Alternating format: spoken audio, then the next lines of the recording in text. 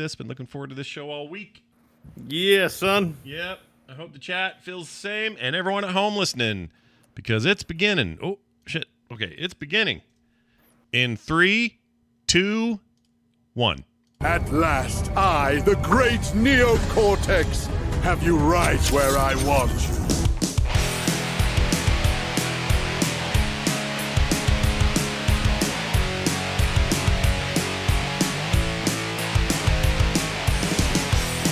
Hey, everybody. Welcome back to Core. This is Core, episode, I don't even know. Hold on. There it is. 323. 323. Woo! Wait, isn't that a studio? They make Halo. 323? No, 343. Is it Yeah, 313? we got a ways to go before we make Halo. Yeah, it's 343 Studios. I got it wrong. 323, I don't think they make anything. That's just nothing. But it is an episode of the show Core where we talk about games, gaming, the world of games, the video game world. What else? How else can I say the same phrase 16 times? The industry around games. That's right. All of those things are true. So pull up a chair and relax. And no, Scott didn't get a Steam Deck yet. That's tomorrow. Okay? So I can't rub this in anyone's face. All night. Yeah, I'm sure every listener was sitting there going, now Scott's definitely going to talk about a Steam Deck, right? I'm very concerned. Yeah, I was really hoping for before tomorrow, but I don't think it's going to happen. I talked to 2 other people who got it early, and so I thought, well, maybe I'll get it early. I'll get lucky. It'll just show up. Sometimes that happens, and yeah, not this time. So Well, at least yours isn't stuck at customs. That's right. Getting played with by the border guards. Stuck currently in a truck somewhere and on its way to a facility here, although it's good because today we were having 100-degree days, Fahrenheit, for a few days there, and then today dropped to like 80 because we had rain. So it's not cooking in some truck. That's cool, right? That's nice. Yeah, you always worry about electronics if they're like stuck in transit. You're like, is that just in their bacon? It's not like they're going to refrigerate it. Although I think FedEx has, maybe they have refrigeration in the truck and maybe it's UPS that doesn't. I don't remember. But anyway, none of that's important. The important thing is I have a Steam Deck tomorrow. Oh, you know what? Before we start the show, or before we get into the news and stuff, what do you think I should play first? What should be the inaugural, consummation experience that I play very first on my Steam Deck? Final Fantasy VII Remake Integrate. Oh my gosh, that's going pretty hard. That was pretty But fast. Why not? Well, Why not? Push it graphically. It's a game you should, we'd Yeah. love to see you play. We want to hear you talk about. Yeah, it's supposed to And, play really well on there, I've heard, so you could do that. And, don't you hear the planet crying out in pain? I know you can. I always want to hear Barrett push me, get me going, I'm into it. That line's one of my favorite lines. Just how, I know you can. Don't lie to me. I know you hear it crying. Chat room's like Skyrim, Elden Ring, Hollow Knight. Look, I own 3 of those on here. I don't have Elden Ring on the PC. I have that on a console, so I'm not Elden doing Ring's that. an option, but Yeah, someone else said Portal. I think Elden Ring's better on a bigger screen, personally, but Yeah, that's the kind of game you want to play on the bigger screen. And then games, there are plenty of games I wouldn't mind playing on here. I don't know. I just want to I it know to be what memorable. game you should play. You should play House Flipper or Pressure Wash Master. I know where your heart is. You should play where your heart is. Okay, 2 things. I got it. Yeah. Oh, Now, here's the thing. I was going to say you can play the other half of Resident Evil 2. Oh, I could do that. You're right. I could do that, Yeah. but I won't. We gotta make that. realistic suggestions, John. Yeah. So this was funny, Bo. You called it PowerWash Master. I prefer that whatever. title. That is a way better title. What is it called? Power Washer Simulator. Eternal. It's just Power boring. Wash Eternal. Yeah, Eternal or Master or any of those would be so much cooler. I love that idea. What's it called? Sorry, Power Wash Simulator. Yeah, Power Washer. That's not bad. Yeah, it's fine. It's just boring, right? Yeah. You put Master on there. Ooh, A Rose by any other name, Scott. You love that game, so That's true. It doesn't really matter that's true. what it's named if it's a rose. Oh, you guys will also like this very quick story. There's a dog. There's a new dog at our house, and the reason it's here is because of a whole long story I can't get into. But let's just say normally this dog is a $3,000 dog, and we didn't do that. Let's just put it that way. I'll keep it simple. You stole a dog. No, it was given to us, but we didn't have to pay for it. Is the bottom You line. blackmail someone for the dog. You said you would buy a dog, and you got it, and you were like, "This is a defective dog," and they said, "Go ahead and keep it. Yeah. We're sorry." Well, now I might actually wonder about that because here's the funny bit. So it's a super cute little labradoodle looking thing. They're very expensive. You buy them when they're bred and all that. We get her, and it's a girl, and she's totally sweet, already trained, already just an awesome little sweet puffy thing. Kim loves her, and that was the main thing here. Is well, now she has a dog. I've got Rainer. I have Jim Rainer, the female dog. Carter's got Ellen Ripley, the Space Marine dog, and now Kim has Moira, named after the Schitt's Creek character. That's now her dog. Oh, okay. We all wanted a cool name, but she went with that. It's fine, whatever. We It's her needed dog. another got your dog. strong sci-fi character. We wanted to go nerdy. Moira, the what's it? Damn it, Moira, the new captain of the Hyperion. I mean, you can doesn't pretend it's like the new Moira Matt Horner. McTaggart, the X-Men character. Like you can make it nerdy, but deep down you know better. Yeah, I know. I would love to have called that dog Matt Horner. That would have been funny. Well, anyway, Matt Horner, the female captain. yeah, come here, Matt Horner, come here. Like that would have been a blast. But anyway, so we get this dog, and now I have the question about the defectiveness. It's not defective. It's not sick. It's not anything wrong with it. It's all normal, healthy, same size it's supposed to be. All these things. But I noticed that so it's got white, mostly white coloring, and then some of this brown, almost like pumpkin spice patches is the coloring on her, and it's very cute. Okay. And like half of her face over here and down on her leg. It's perfectly fine. But you rotate. She got a sweet avatar, sounds like. Yeah, it's fine. But you rotate this dog around, it's got one of those pumpkin spice patches right where the butthole is. So it looks like it's just a big shit stain back there. And even though it's not, it's her perfectly normal, clean fur. It looks like she's always got a big poo-poo going. Can you dye it? I don't know, but it's like, it really you bleach it. It's really obnoxious. When I see it, I go, ah. I'm like, oh, no, that's just her. She's fine. She can lay on me. It's just a patch of hair. Yeah, I mean, it's camouflage so people don't know that. Most animals don't hide it. Cats just lift up their tail and you're like, that's an anus. Yeah. But maybe, does it disguise things? Like, even though it looks like a shit stain, does you still see the... I mean, that's my question is, like, if so far she's had these perfectly normal craps that have been easy to manage, but if she had, like, a real nightmare, how would I even know? No, you're going to find out the hard way. That's how. Frick. Can you get her, like, a little shirt that, like, sniff sits check over the top that says... No, I did not shit myself. That would just help with you. Just do a sniff This is check. just my fur. If it smells like dog shampoo, you're okay. And if it smells like poo, you'll know it. Yeah. So you want me to get down in there in the back every time and just check that? Is what you're saying? You want me to just get right up? The dog will sit on your lap and offer you. You'll be close enough. You'll know. I don't think you got to put your nostrils right in there. So far it's good, but it's a little bit like getting a car and they say everything's perfect about it, but then you find out that there's a penis on the hood and you just couldn't see it. That happens all the time. I mean, just shocking how many cars with penises on the hood are out there. You turn for 1 second and boom, penis hood. Penis. I bet Kim can't wait for your Steam Deck to arrive either. Yeah, no, she's stuck. Bugging her about the dog. Yeah, I'll be so distracted. Who cares if the dog has a poo-colored patch of fur? I do agree But with you should Chat be able to dye it. that it should have been an inspiration for the name. You should have called her Skidmark or Skiddy or Skids. Oh, yeah.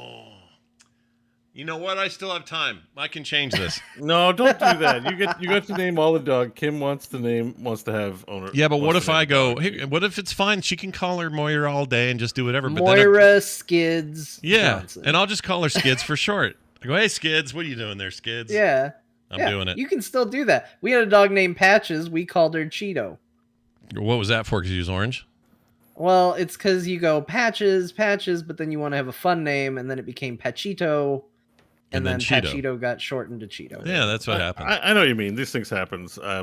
We had a dog named Sunshine, but we would just call her Zhao Zhao, like a Chinese name. Oh, really? Yeah. Did the dog come to it? Yeah, because sunshine sounds like Zhao Zhao. Zhao Zhao, sunshine. Weird. Did you just say the Wow. same word twice? Because Yeah. that's what I heard. I was having It's a close. It was It's like not the green same, needle. but Did you say sunshine, green Zhao needle Zhao, or it's that like other one? It's two stressed syllables. Sunshine. What was the thing? Green Zhao needle and Zhao. Actually, sunshine is probably a shorter syllable and a longer syllable. But you could also say Zhao Zhao. yeah. Like okay, but I swear it works. What was the Zhao, green? zhao, What was the other? lollipops and rainbows, everything. What was the other green needle thing? If you said it, sometimes you listen, it said green needle, and if you listen, it said something else. Brainstorm. Brainstorm. Bo Yeah. Bo was like that. If we knew what he was saying, we would have heard the thing he said. It said Zhao Zhao, Yeah. we would have heard patches or whatever. Zhao Yeah. Zhao. Green needle. Green needle. Come here, Zhao Zhao. I used to love that. All right, it's time for some discussion, folks. So pull up a chair and enjoy. We got stuff, man. For example, PlayStation Stars. When I first heard this, I thought, they're putting out a new like. Is this a Space Points thing? It is a Space Points thing. I thought it was going to be another like Smash Brothers, answer or something like that. PlayStation Stars. Because that's what it sounds like. It sounds like All Stars, or here's all our characters. It sounds like Dancing with the Stars. A little bit. A little bit. PlayStation with the stars. That's what Turns out it's not that at all. It is a new loyalty program. Actually, I think it's their first loyalty program. Microsoft's had one for a while, so I don't know how long that thing is, but this is, I think, their first one. And they went out of their way to say, because there's a bunch of collectible digital items, so the world immediately went, NFTs! And Sony said, no! There's none of these are NFTs, they say. No secondary market. Can't trade them. That's what they're, so- checkbox in a database that you pay for. Yeah. You're not going to, yes, no trading, no aftermarket. And they really wanted to emphasize no NFTs. This feels like something that could have been NFTs, and 6 months ago they may have been like promoting it as such, given all the hype at the time. We are in a very different 6 months later now, and I'm not surprised that they're not doing that. Weird. I wish somebody would have said something about these NFTs. Just came out of nowhere that it might have been a bad idea. I just feel like nobody talked about it or brought it up at all. Nope. Nobody warned anybody. No. It's unfortunate. PlayStation Stars, this is what they say. They include digital collectibles, but they cannot be bought and sold and do not work with blockchain technology. Let's see. Players can compete in a variety of campaigns and activities to earn loyalty points, like unlocking specific trophies, winning tournaments, and being the first player to platinum in a game in a local time zone. Beyond competing specific tasks and objectives, everyone who simply logs in and plays the game will receive awards every month. So it's like the Microsoft one. Theirs are just called Microsoft Rewards. Rewards, It's yeah. called, and they're lame as hell. Well, you It's can. like, one of them is like do 5 browser searches because they integrate with Bing. Yeah. So it's like go to Bing and search for caffeine. Mm-hmm. It's like this, and I'm like, this is sucker bet. Like, this is who's gonna spend their time playing in a browser? Yeah. To get points. I agree. And like, yes, you can do it with the Xbox. Anyway, sorry, I don't. No, I agree with you. I think it's You dumb. don't get anything good unless you put a lot of time into it. I don't know. For those who are not figuring this out, it occurs to me, and maybe I'm slow to the game, but it just finally hit me that these kinds of programs, they're just the ticket machines at arcades. That's all this is. Uh-huh. Except they're not really taking money other than they encourage you to buy games, and therefore those games give you a chance to win things. But basically, like a lot of it's like getting a plastic spider, right? Same idea. Department stores have this. Like, I go to a place called Shoppers Drug Mart. It's like your CVS. Yeah. And I got an Optimum card, and when I buy things, I put it on the Optimum card. I never get anything. After I collect 5 million bajillion points, they're like, you have free $10. Here's a movie ticket. I was like, I spent $20,000 for that movie ticket. That's exactly what I'm saying. All you're going to be able to afford is a rubber ball and a plastic spider ring, just like the old days in the arcade. That's all this stuff is. Because the other day I was like, man, I have a ton of Microsoft rewards added up, and I haven't spent one of them in the thousands. Where can I spend these? I go and look, and it says, you can buy this awesome pair of headphones and a microphone thing. Microsoft Xbox branded, baby. And I go and check it out, and it says, okay, you all set? And I'm like, yeah. How much? 50 billion points you don't have. Like, I don't have enough. Yeah. I feel, and I get air miles, right? Like, there's a little while where I was on air miles, and it's like, I felt incentivized. I'm like, oh, plane tickets are expensive. If I can shave off some money, let me shop somewhere that does the air miles thing, right? Yeah. But I'm not like, should I play Xbox or PlayStation? Oh shit, better play Xbox. I need my Xbox point. Like, I don't know what this is incentivizing. I'm just gonna play the game I feel like playing on the system, and I don't.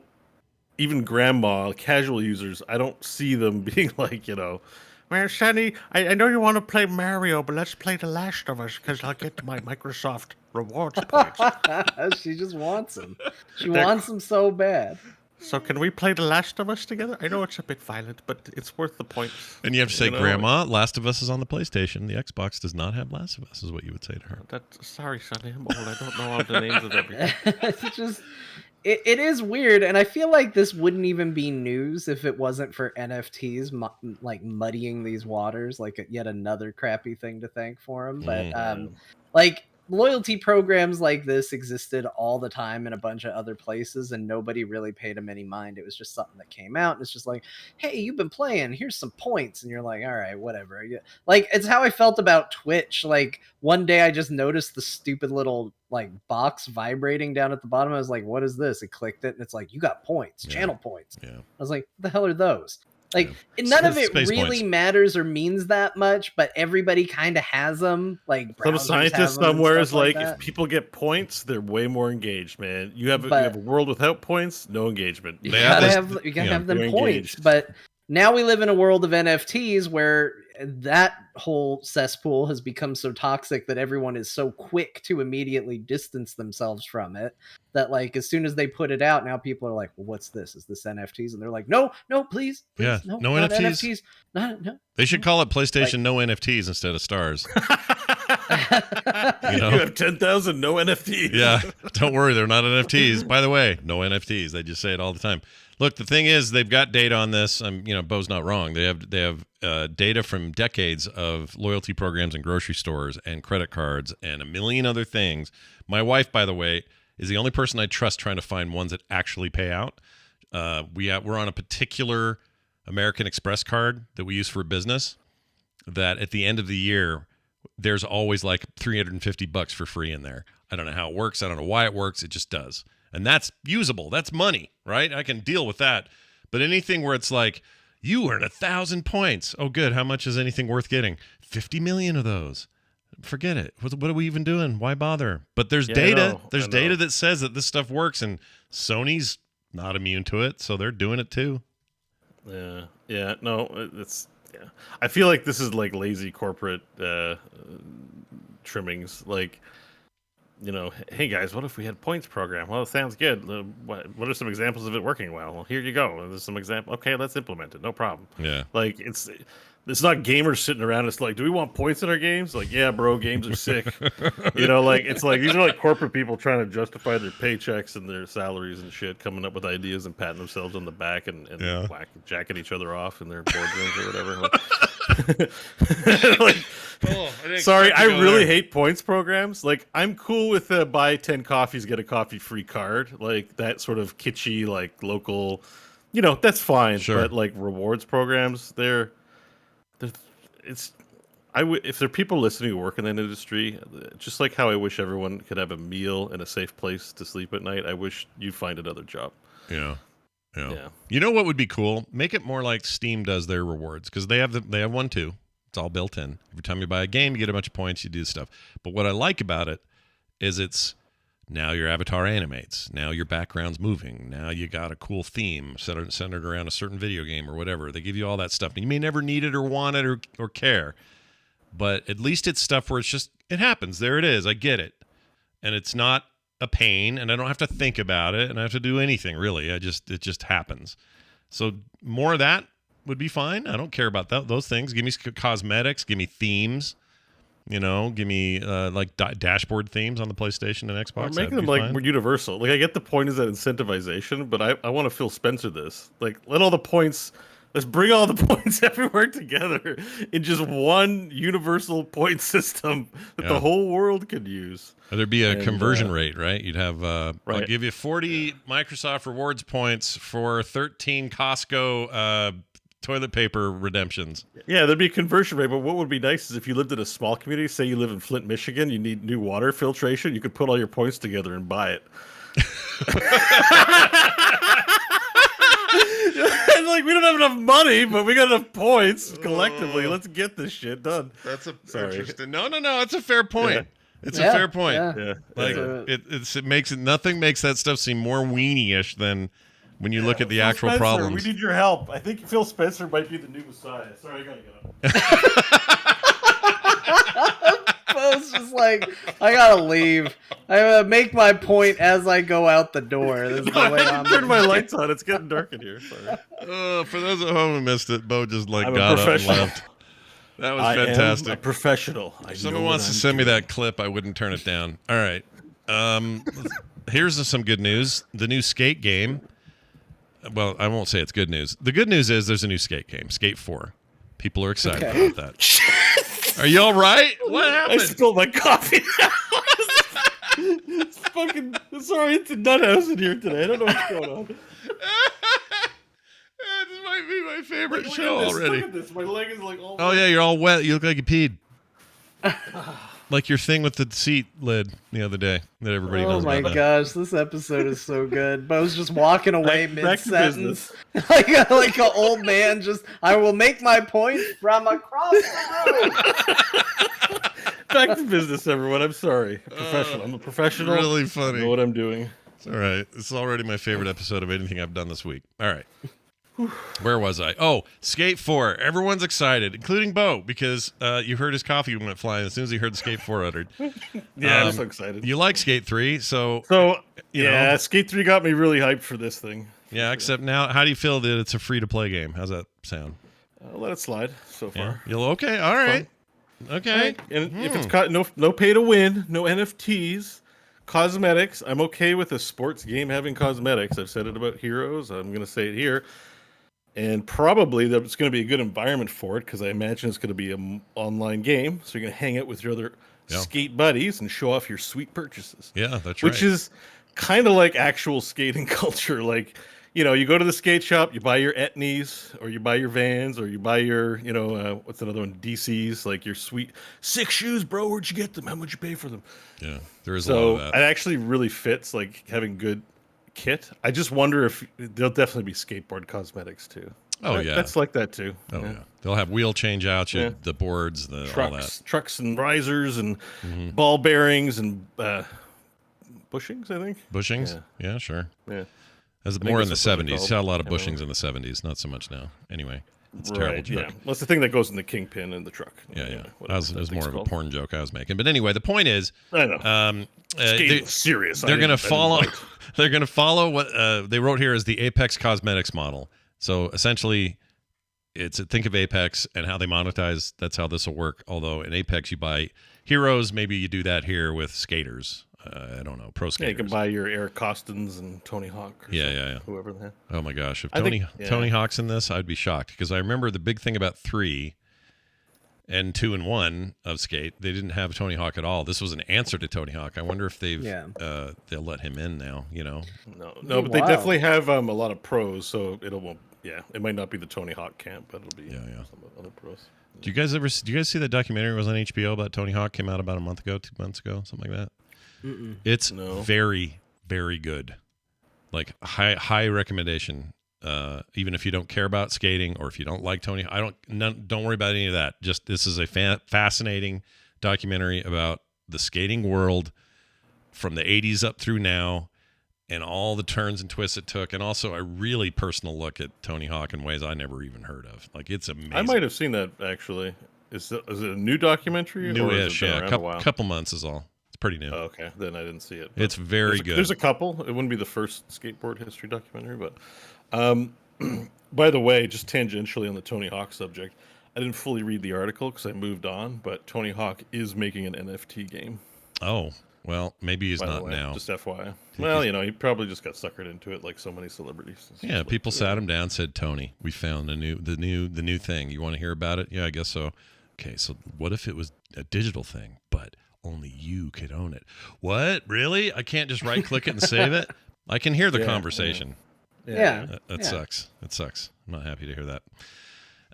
What else? I just feel bad for him. Like, there's times where I'm like, oh man, that's unfortunate that's where that person's ending up. And it's in the metaverse. This is the headline. Okay, it's literal clickbait keyword sauce. Tony Hawk is doing NFTs in biggest skate park in the metaverse. Wow. Right. So it's Oh, like there you go. They got him with a bunch of buzzwords. They were like, Tony. They threw words at him, and he was like, I don't understand. Tony, Yeah, if you're I'll show up. listening, the headline should read: Tony Hawk hires people to make cool ass world in VR chat. Just Boom. do that. Nailed it. Yeah. Hold on a second. Can you explain to me, what'd you call it? Something sauce? What was the name? Clickbait sauce or Clickbait keyword sauce. Keyword sauce. I am writing that down. Keyword soup, right? Like you read an article and you're like, they clearly have an AI who reviewed their article, said there's missing keywords, and they kept putting keywords in until it turned green. I know this because on the WordPress website, I installed one of those, and I had to mangle my articles so much until I got a green on it. I'm like, I'm not writing this shit. Like this is lame. Like it's like, yeah. I hate some of the future we're eking into. This is like your internet content needs to be discoverable. You have tools that evaluates how discoverable your shit is, and that warps the art of writing. Yeah. Well, I mean, even if you're just doing copywriting like that, I wonder, like we were talking before the show, because John was talking about one of these he was messing with, these AI assisted writing tools. Like, are there a bunch of books already done that heavily leaned on these, and they came off as fine? I don't know. That scares me. That seems like That'd be weird. Creative kick in the nuts to me. Yeah, I mean, it's there's always going to be pulp fiction or just like junk fiction, and then there's going to be people who write like Shakespeare and make up their own words. I guess so. I just wish it like was easier Shakespeare to tell. would not pass SEO. No. He couldn't survive in the internet age. No. I mean, he's lucky he became infamous and his writing stuck, or else we wouldn't even know that guy's name. He made up a lot of work. Like as far as I know, I was told just. But think of anybody who think of Clockwork Orange, right? It's full of like the book is full of words that don't exist because you're using sci-fi language in it or something. Like you can't write things based on SEO. Yeah, like unless you're just writing, I don't know, the 5,000th Tom Clancy novel or something like He got Gwyneth Paltrow to get her boobies out on camera. Remember that? That was the thing. Who took his boobies out? Steven. Tom Clancy did. He was like, not Tom Clancy. I'm going to show you a submarine. Now, this particular type of submarine. No. And she was just like, fine, I'll do it. Stop talking. Shakespeare got Gwyneth Paltrow to take her shirt off, but it's a fake one in the movie. Oh, right. Shakespeare in Love. Yeah. I remember that being a decent movie. It was good. Yeah, won Best Picture. It shouldn't have, but it did. The thing I always think about, and I mean, I don't know, history could prove me wrong. I do think, you say, like, we live in this world where people are weirdly trying to get all obsessive about like ownership through NFTs and stuff like that, whereas people are genuinely getting excited about things like AI driven writing and pictures, and it's just a clear case of where passion is versus where people who just think they're going to make a bunch of money exist. Yeah. But I do think like there's advice I got, and I think I got it from an art class. It was either art or creative writing, but either way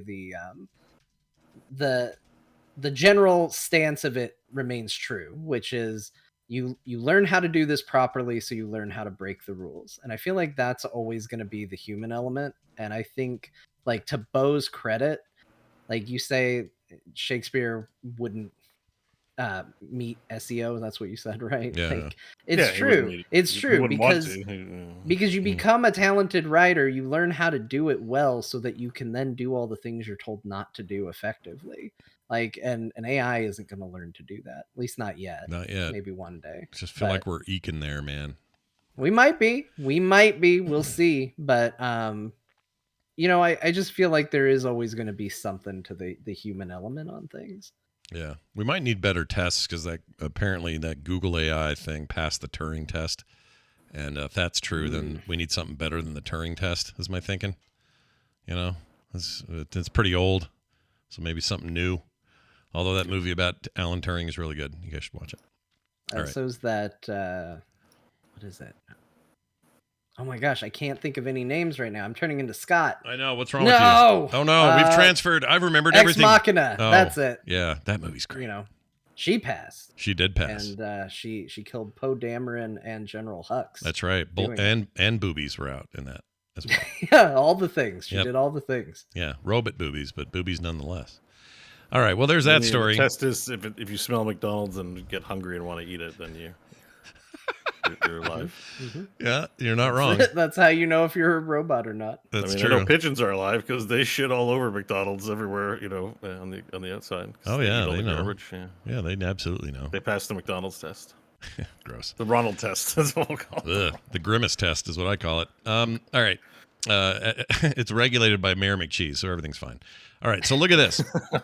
So Skate 4, we'll see. I'm excited about it just because Skate 3 is rad, and maybe 4 will be great. I don't know. Took a long. I'm this time next week, I may buy a skateboard. I think I'm going to go buy one. Oh, dude, that's cool.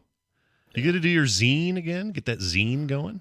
No. You should. Look, I may skate once and then be like, holy crap, I'm old. I'm never doing this again. But we'll see. Can you video some of this I've got just a for us? hankering to spend money. You don't have to tell anyone else, just us. We want to see video, just you doing some sweet ollies and, whatever. Maybe. We'll Okay. see. All right. Yeah. I'm in. I mean, my immediate concern is like, I know what happens if I fall down now.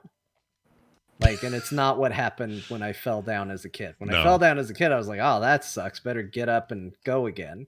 Now, I just had one day where I leaned slightly too far in my chair and I fell about a foot from the chair to the floor, and it hurt for 2 weeks. Yeah. So that's the part that I get concerned about is Yeah. I know how fragile I am now. Like right now, my ankle hurts and I couldn't tell you what happened. I don't know what I did. My leg's bleeding. I reached down, my leg was wet, and I looked up and there's blood on my hand. I don't know what happened. I'm just sitting in a chair and I'm just bleeding for no reason now. So to be clear, I'm just getting it to move around on. I'm not going to be nolly nose grind, shove it outing any handrails or anything like that. So Okay. I'm just going to be rolling around. I just want to see it. Maybe I'll do an ollie or something like that. But there we go. That's okay. I have to practice it. I know my legs coordination. Can you find an old dried out pool and do like that? No, see, I won't be doing that. An old dried out pool. I don't know how we that don't works. have dried out pools here. This isn't California. People's pools Going door to door. They're full of leaves and garbage. And Is your pool full at the moment? I always wondered how they would figure that stuff out, like what pool they could use and when, and was it always clandestine, sort of like you're not supposed to be in here, get out of here, hurry up and film it, Bam Margera, and then get the F out kind of thing? Like, I don't know. I don't understand some of that stuff, part of skate culture. Like, whose old pools were they? They were trespassing, 100%. Okay. Like, that's what I thought. Like, it says, don't skate here, and you skate here till the security comes out, and he's in his 40s, and he's overweight, and you go, hey, try and get us, and you run away on your skateboards, and you laugh. Like, it's kind of mean, but when you're a kid, the world is your antagonist, because they don't understand you, man. Yeah, screw the Won't world. let us skate here. Yep. The corporations and their stupid property. Yeah. They deserve to be lampooned. Yeah. You were I quite still the have little... some of that DNA into my 40s. So there's still part of me that's like, you guys and your stupid property. It's a handrail. It's for grinding. It never fully leaves. I mean, that movie I was talking about, the documentary, has some skaters on there that are well into their 50s, working on their 60s, and they are being like the most zen. Like, I don't even know how to explain these guys. What's the guy? Who's the skater chat room in that doc? Everyone knows this guy's name, and I always forget his name. But that guy was like Buddha. He was spewing some incredible stuff, and it made me want to like rip my shirt off and say F the man. He was so good. I can't think of his name. Rodney Mullen. Rodney Mullen? Oh, shit. Have You seen got to his, watch that doc, dude. He blew my mind in that Have you documentary. seen his... so he's a pretty innovative skater. He doesn't do street tricks like most people. Yeah. And Secondhand Smoke, that Plan B video from, like, I think the 90s or something, like, I watched it, like, last year. Like, it's so... I'll send it to you. I'd love to see it, like, yeah. It's a legend. Like, I watched that video, his video... I mean, we used to watch the same skate videos over and over and over again. Yeah. But he's got a pretty good skate. I love that we have like a proper skater boy here on the show. This is good. I know. Yeah. I know how to skate. I used to skate. It's a cool cultural touch point, I think. Like, I have that attitude, even though I'm in Ottawa, Canada, and it's like I feel like you'd find your people in places where there was a lot of them, and there are a lot of skaters here, but it's like, not the same. Well, all I'm saying is the chat and everybody at home, if you've got HBO Max, watch that Tony Hawk doc, and Rodney Mullen will blow your effing mind. Yeah, all right. Rodney Mullen's great. Let's move on to this. Azure Span in World of Warcraft looks neat, and also today the Dragonflight beta or alpha kicked off today. I'm in no rush. I don't play betas or alphas anyway, and I'm we've said on the show many times, but I am now at the point after 15 years of this game that I really need that thing to be great before I even buy it. I need to know. I'm not buying it sight unseen. Not doing that anymore. Gotta wait and hear what my friends say or others say before I check it. I mean, I'm hearing good things about it. I'm hearing good buzz, but I'm hearing good buzz from people that are still in on World of Warcraft. You know, so there's a lot of people I love. They're great people of the community that I know. I really respect their opinion of, and but they're sitting there going like, "Oh, this is great! The best system ever added to the game." Da, da, da, da, da. And it's like, okay, but you guys also have been playing Shadowlands and enjoying yourselves, so I need you're actually who I want to hear from, Scott. I want to hear from somebody that is like out, and I don't know if they're going to send, and this is going to sound like I'm asking for beta access. I know what you mean. But I want to hear from the people that are out and done, coming back and going like, yeah, here's why you want to get back into it. Yeah. That's the message I need to hear, not why people who would play the game while it's at its absolute worst and still like it. Like this, of course they like it. Yeah. Any port in a storm, I guess, guys, but I want to hear from the people that were like, no, I'm out of here. That's who I need to hear from. The way it'll work for me is if I start hearing buzz around release where people are like, oh yeah, no, they reversed the engine, they've made this better, they gutted this, and this is so much better. If I start hearing some of that on the periphery, then it'll be probably worth it to go, all right, we're going to get in and see. But it's just the old days of I'm pre-ordered, I'm ready, whenever, let me know. I can't do that anymore. Yeah, I will say I watched a little bit of it being shared, because I still follow Wowhead. My timeline on Twitter just over there is getting filled with weird emotes and animals right now that are being data mined out of the game. But there's things that look really good. WoW held a special place in my heart for a long time, but I need to know that it's worth coming back to, and it's going to be very selective people that I trust that message from. Yeah, same. So we will see what happens. Bo, what would they have to do to get you back into World of Warcraft? Well, I don't know. The only thing I had to say about it, because what struck me about this Azure span is that it looked like every zone in Valheim. Oh, it actually looks like Valheim, intensely, and that's a very. There's a very positive aesthetic for me to see the video. I was like, oh, maybe. And they showed a dragon horse, which I thought was also cool. Dragon horses are cool. Dragon horses. Yeah. And Valheim's themed zone, very larger than any other zone. And in my head, I said, is there a world where I'm into I'm playing World of Warcraft Dragonflight? I'm like, And then I read some about the flying. It's a new thing. And I'm like, And then I have to think about reputation bars, but if there's enough good stuff in the game, I don't know. I don't either. I sat out Battle of Azeroth for the most part, and was there one between Battle of Azeroth and what's now? Oh yeah, Shadowlands. Yes, Shadowlands.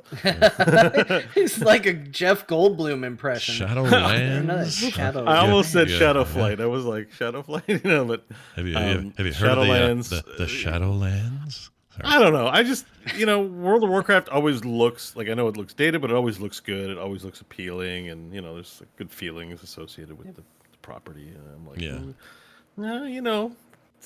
maybe they're gonna not. Maybe this is the winner. Maybe this, maybe there's something to do. I don't know. Yeah, I'm really curious about Chris's take. I just want to ask him from a lore take. How does he feel about them getting there finally? Because, I wonder what he would say about that. He did send me a text the other day where he said.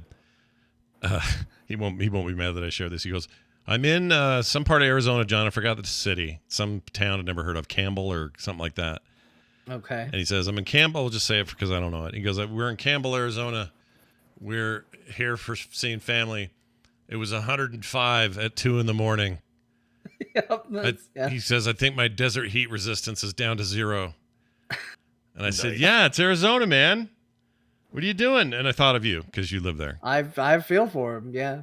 Yeah. I mean, especially, I don't know where he is, but there are places in Arizona that just don't do the air conditioning thing. Yeah. And so that's why, I grew up in northern Arizona where it's typically a lot colder. but it can get into like the high 80s or the 90s in summer, and nobody there has air conditioning. So summer there was way more brutal than summer here, because you just go inside, it's like 74 degrees in right now. Like, it's nice. If I go outside, it's terrible, but it's nice right now. I'm very comfortable in this house. That's good. But yeah, if I was in northern Arizona where they didn't have that, I would be suffering. And so if he's in a place like that, I feel for him. That's Can you imagine 105 in the middle of the night? He may have been camping. He didn't elaborate. Oh, jeez. Yeah. Sounds yeah. horrible. No, you don't want to go camping right now. You can go camping in the desert? Yeah. Oh, yeah. Yeah, but you shouldn't. It should be illegal. I guess camping's camping. It's like a non-house resting place. I'm like a desert rat in a lot of ways. We talk about it on the show all the time. John wants his snowscapes because he lives in a why don't you desert. go camping in the desert? You love it so much. I have. I used to do it all the time out in Moab. It would get really hot. We'd hit 100-degree nights in Moab. I used to love it. I love the heat. I do. I love it. I can sit out in it. I love it. I burn, but I love the actual heat. Dry heat, I should say. I don't want anything humid. Yeah. But I mean, even I have my limits. 105 in the middle of the night, laying out in the dirt. Freaking F that. That sounds bad. Now, that would have been okay. If I was 22, let's go.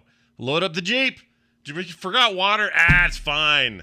We'll lick it off the back of some. Is there anything you can do? Like, do you bring a cooler with ice and ice on your forehead? Yeah, you can do all that. Sure. You got coolers. And I don't know anything about hot weather camping. I know humid, arid Canadian forests. Mm-hmm. That's it. Yeah, well, I live here and I don't know anything about it either, because I won't go. Because that sounds like a nightmare to me. Like, even nice weather camping doesn't sound all that great. Yeah. I just feel like you just invite problems. I was in charge. As soon as you step outside, there's just problems. It's the opposite. There's like no problems because you're away from the city and everything's simple. You just make hot dogs and chat. No, you know what's simple is me sitting at my computer playing video games, not being bothered by anybody. You know what's not simple is going outside and being like, all right, what do I got to do so bears don't come and eat me in the middle of the night? Yeah, or real survival what's stuff. that crawling into my tent right now? I don't know. I worry about bugs and stuff. I got bad bug phobias, and I just and you got big ones down there. You got big old scorpions and stuff. Here's the thing, though. Like, I feel the same way you do now. But there was just a time in my life where none of that bugged me at all. Now I don't. I have zero desire now. I don't want to go. It's like the falling down thing you were talking about. It's like, you get older, you just have weirder allowances for what you actually want to do. But I spent 7 days in Moab once. Never got cooler than 100. Got as high as 112. Dry heat, but still, it's very hot. And it was 7 days with me, another adult man, and let's see, 13, 15-year-olds. So I was co-in charge of this big expedition, and this was 2006, 7, something like that. Man, I've never smelled a worse thing. That entire zone of tents was just BO, disgusting, smelly teenage boys, and then the toilets there were just slow cookers. Because where were you? Is a desert? This is a desert. No, totally scenario, desert. Right? Absolute like Red the Rock. The problem with desert camping, the thing is, you don't have lakes, right? Oh yeah, we have lakes, but not there. Not there. Okay, yeah, that's what I mean. Like, because whenever I've done the camping, water source has been nearby. Because you just say, "All right, you guys have to jump into the lake. Yeah. Here's a bar soap. Go." Yeah. And maybe you shit in the lake too. I know I've taken shits in lakes before. It's a weird experience. I've just done it. It's like. Anyways. Wait, were you in the lake when you did it? I don't know that came up, but the last time I went camping, I just had to go for a shit. And I was like, I guess I could just shit in the lake. Like, it's in the middle of nowhere. It's not like other people are around. And it did. And I just, and then I always wonder, like, where did the shit go? I don't know. Yes, that's why you shouldn't do it, because the first question you ask should be, where's this gonna go? No, keep in mind, I'm in bum F nowhere, right? Like, this is not in a camping ground or in civilization. This is like hours out from any civilization. Yeah. So no one's gonna stumble upon it or anything. Worst that's gonna happen is maybe a fish chokes on it. I don't know, like. Yeah, you can shit in the lake. I mean, we used to shit in the wild before we shit in toilets. Some of those rolled into lakes, okay? Oh, so there's a lot of things we used to do that we don't do anymore. But we can still do it. Yes, we still can. That doesn't mean we should. Yeah, I don't think you're allowed to do. They're not supposed to do. Let me tell you. Let me just assure you. If you had fears about shitting in a lake, it's fine. Okay. I don't have fears about shitting in a lake. Now I'm afraid of lakes you shit in. Why? Because shit rolls downstream. It goes places. Yeah, it goes to the bottom where you'd have to like swim all the way down, like It doesn't always go to the bottom, though. It didn't float. I didn't find a float. It wasn't a floater. You didn't have a floater? It definitely went down. It was a big old heavy shit, but like, it goes down to the bottom of the lake. Okay. And it fertilizes the seaweed. No. I mean, no. It doesn't do that. Shit is fertilizer. No, I don't think human fertilize with shit. But I don't think human. You can fertilize with human shit. Yeah, that's also true. Coca-Cola. You'd pour Coca-Cola in. You can cook with human shit, right? Like methane ovens are a thing. Ooh. So really? it's fine. Shit is 100% natural, guys. Organic. It is organic, but good. But you're eating pepperoni sticks and freaking Pop-Tarts or something. Like, it's not like you go in there going, my grass-fed open range diet is now on display. So your concern is not that I shit; it's just the quality of the shit that I shit. Yes. For me, it is. Because Okay, if it was I can't just argue with that. Because if it was just we were like on a hunting trip, so I was actually eating the fish we fished out of the lake, so I was just shitting the fish back in essentially. But okay. That's amazing. Anyway, no, it's fine. It's fine. Sorry, I don't even know why I said that. It had nothing to do with their conversation. No. I just added that detail in, and it took what we were talking about. I don't know how we got here. I from don't Dragonflight. know. I don't know. I just want out of the water. We That's were- all I know. Oh no, we were talking about camping because the kids they get smelly. You say just jump in the lake.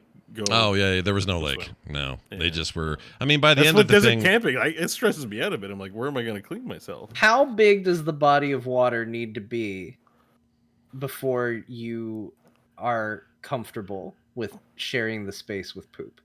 I mean, Like, you can would shit you in would you poop in a toilet and put your hand in the toilet? no. shit in an outhouse. You dig a hole, build a building on it. And shit Okay, in the hole. but Bo, here's what I'm trying to understand.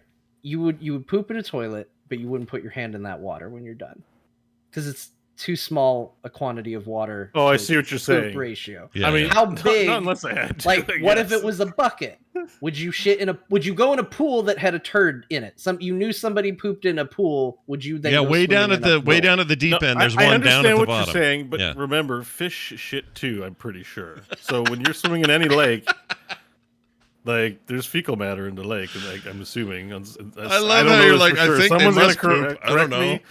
Does Greg listen to the show? He's a marine biologist. Can he tell us?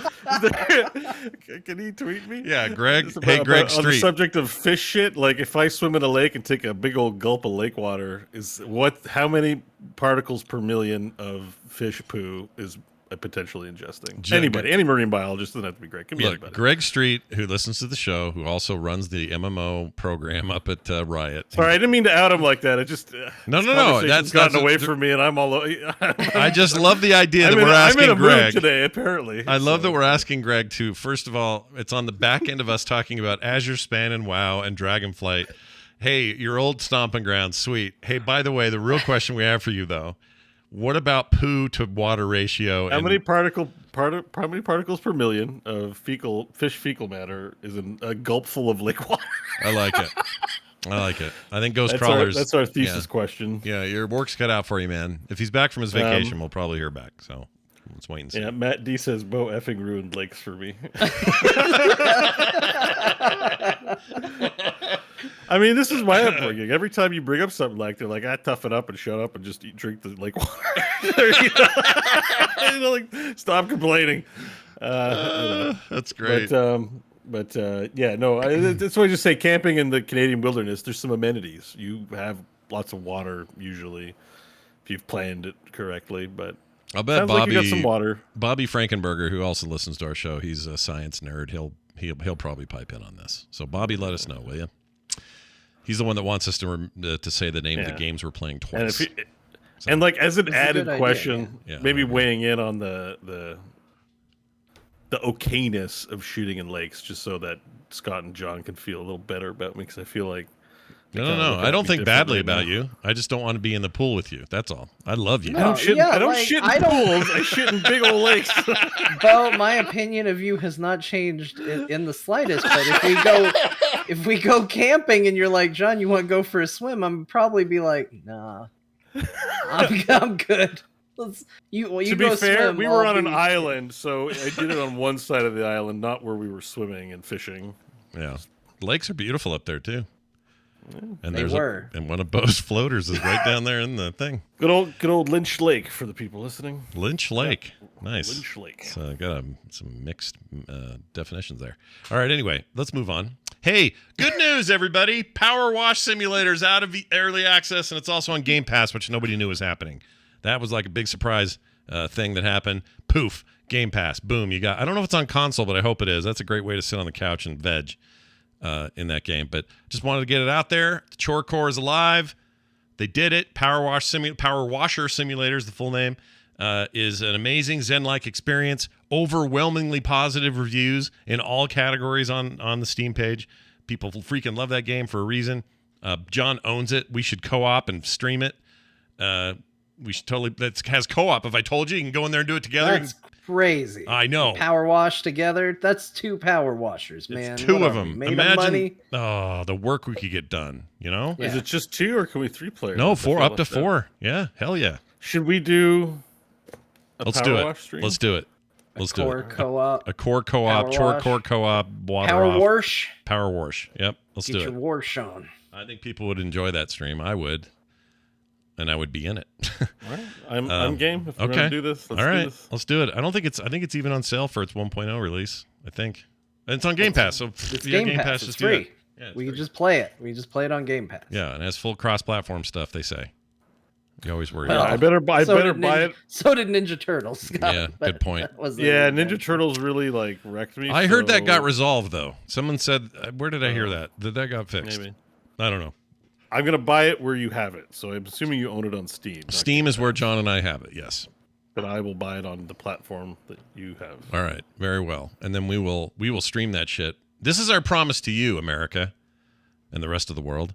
We're streaming Power Wash Simulator co-op 3-man. Let's get this house ready for selling it with all the power washing. That's Oh what's my happening. god, it's $33.49. Holy Oh, that's a lot. Maybe do it on Game Pass. Because we can always download it on Game I thought it Pass. was a $20. And then we game. have- I'm Oh, like, that's true. my We would goodness. download it on Game Pass because we have Game Pass, and then we would be with you even if they did have an issue with cross-platform. Well, Yeah, but isn't did it you going buy to be any the same cosmetic? price on that? No. Well, no, I'm saying, because he doesn't have Game. him sign up because he doesn't pay for Game Pass. No, you're right. I forgot. He's out of Game It's Pass. okay, I'll get it. All right, we'll figure it out. I forget the Canadian deal. Are you guys doing like the UK and the UK? Sorry, the EU. The euro is finally we're at equal dollar value, and that hasn't happened in like 20 years or something. Oh yeah, no, I don't think that's true for us. Our money's like worthless. Well, you guys are. It's always higher numbered though. Like Yeah, that means more worthless, right? Oh, does it? If it costs me $1 to buy 75 of your cents, I'm losing 25 cents. per transaction. Oh. So it costs me to buy 75 of your cents. It's going to cost me $1. So if without I any send conversion you fees. $100, it always does the math for me, and it says like 175 or 180, was some other big number. And I always think, man, this is great to be a Canadian. You get the extra dough, but I'm not thinking of it right, am I? Yeah, I can buy less when I go to the stores because everything's jacked more. So yeah, it's all relational. Okay. Yeah. All Like right. when you go power wash converter, it's like $20. I'm like, it looks like a $40. It's not 40, but it's like 35. And they just tend to jack up prices in different zones a little bit, anyways. It's not like a Yeah. actual conversion. They'll be like, the retail price is going to be more than conversion. Yeah. That's how they get They you. do that too. That's how they get you. I might be playing that on my Steam Deck tomorrow. All right. Steam Dick. Steam Deck. All right, let's move on to this story here. Bayonetta 3 will have a naive angel mode. Yeah. So you can This is see less. This is in the fluff category. We don't got to spend a lot of time on this, but Bayonetta 3, I'm interested. I love those games. They're awesome. And then there was an article about, because when she gets out the hair moves, she goes naked, but Yeah. the hair kind of covers everything in like a very clever way. Yeah. But some people still might not like that, or maybe don't want the little one walking in on Daddy playing a naked hair lady game. And so you can turn on naive angel mode, which just means she'll retain her clothes while she does her hair moves. Yeah, there you go. It's naive. I just like that angel they made a mode. big, RTX display out of showing like the differences, like RTX on, RTX off, but it's clothes. It's her clothes. I really like those games. Are we excited about that? I am. Yes. Yeah. I think I want to. Like, I'm looking for an excuse to kind of really play Nintendo Switch. I know I have a Zelda, guys, but that aside, play that game. Bayonetta seems, it's cool. Bayonetta is badass. What an amazing series. And look, I know it's anime as hell, and everyone's going to say, Scott, we don't understand. Do you like it or don't you? I like some of it. We don't understand either, if you're asking that question. For the record, we don't know. I don't Scott know. tells us he likes anime, but then you're like, hey, have you tried watching some anime? And he's like, yeah, I hate all of it. No, I don't ever say that. I'm going to watch. I promised my daughter this week I'd start Mob Psycho, and it's happening. I'm doing it. I keep hearing everyone loves Mob Psycho, so I'm going to watch that 2.5 seasons or whatever it's out. And watch that. It's all the rage right now. All right, Bayonetta 3, less naked. Nintendo bought, this news happened today, actually. Nintendo bought an animation studio. And you're thinking, what, just for games? No. They bought Dynamo Pictures, which was recently, or prior to this purchase, was a Japanese-based animation firm that made big stuff for tons of clients. And they're renaming it Nintendo Pictures, which tells me Nintendo is going hardcore into the let's get all these franchises into big money-making theatrical releases and make movies. You know what else this means? What does it mean? Chris Pratt's going to have a lot of work coming his way. Oh, gosh. No kidding. If it goes well, Chris Pratt is the voice of Mario for a generation now. Yeah, but what if it goes bad? Do we ever get another Mario game? Like, is that it? We're done? I think it doesn't matter. I think it's, even if it goes well, I think there's just going to be enough haters that it's not going to, unless he makes a miracle. I don't know. Yeah. I think either way, it's probably going to be fine. Because either it's like the Emoji Movie where everybody thinks it's awful, but it probably made money anyway, or it's going to be like, I don't know, Wreck-It Ralph, where everybody loves it and it also made money anyway. Yeah. My point is it's going to make money. It'll make money. Yeah. Because kids like Mario, as it turns out. Adults like him. I'm ready for. I would love something that has some winks at adults and is a Pixar level type thing. I don't know if we're gonna get that, but I'd love that. Yeah, that'd be great. I watched two Toy Stories over the last weekend. When Van was over, he loves Toy Stories, obsessed with it. So we watched the first Toy Story. The humans are effed. We watched Toy Story. The dolls. The toys are fine. Okay, it works still. 95 animation quality. It works for that. But those humans, Andy and everybody else, they're freak shows. Even the dog's pretty rough. No, the dog is terrible. Yeah, it's terrible. 2 comes out, vast improvement, and this is 4 years later or whatever, 5 years later. Vast improvement over almost everything that I had to complain about. 1, but the people are still a little weird. They're not perfect, but they're not the worst, but they're not perfect. 3, they got that all worked out. Everybody looks great. Mm-hmm.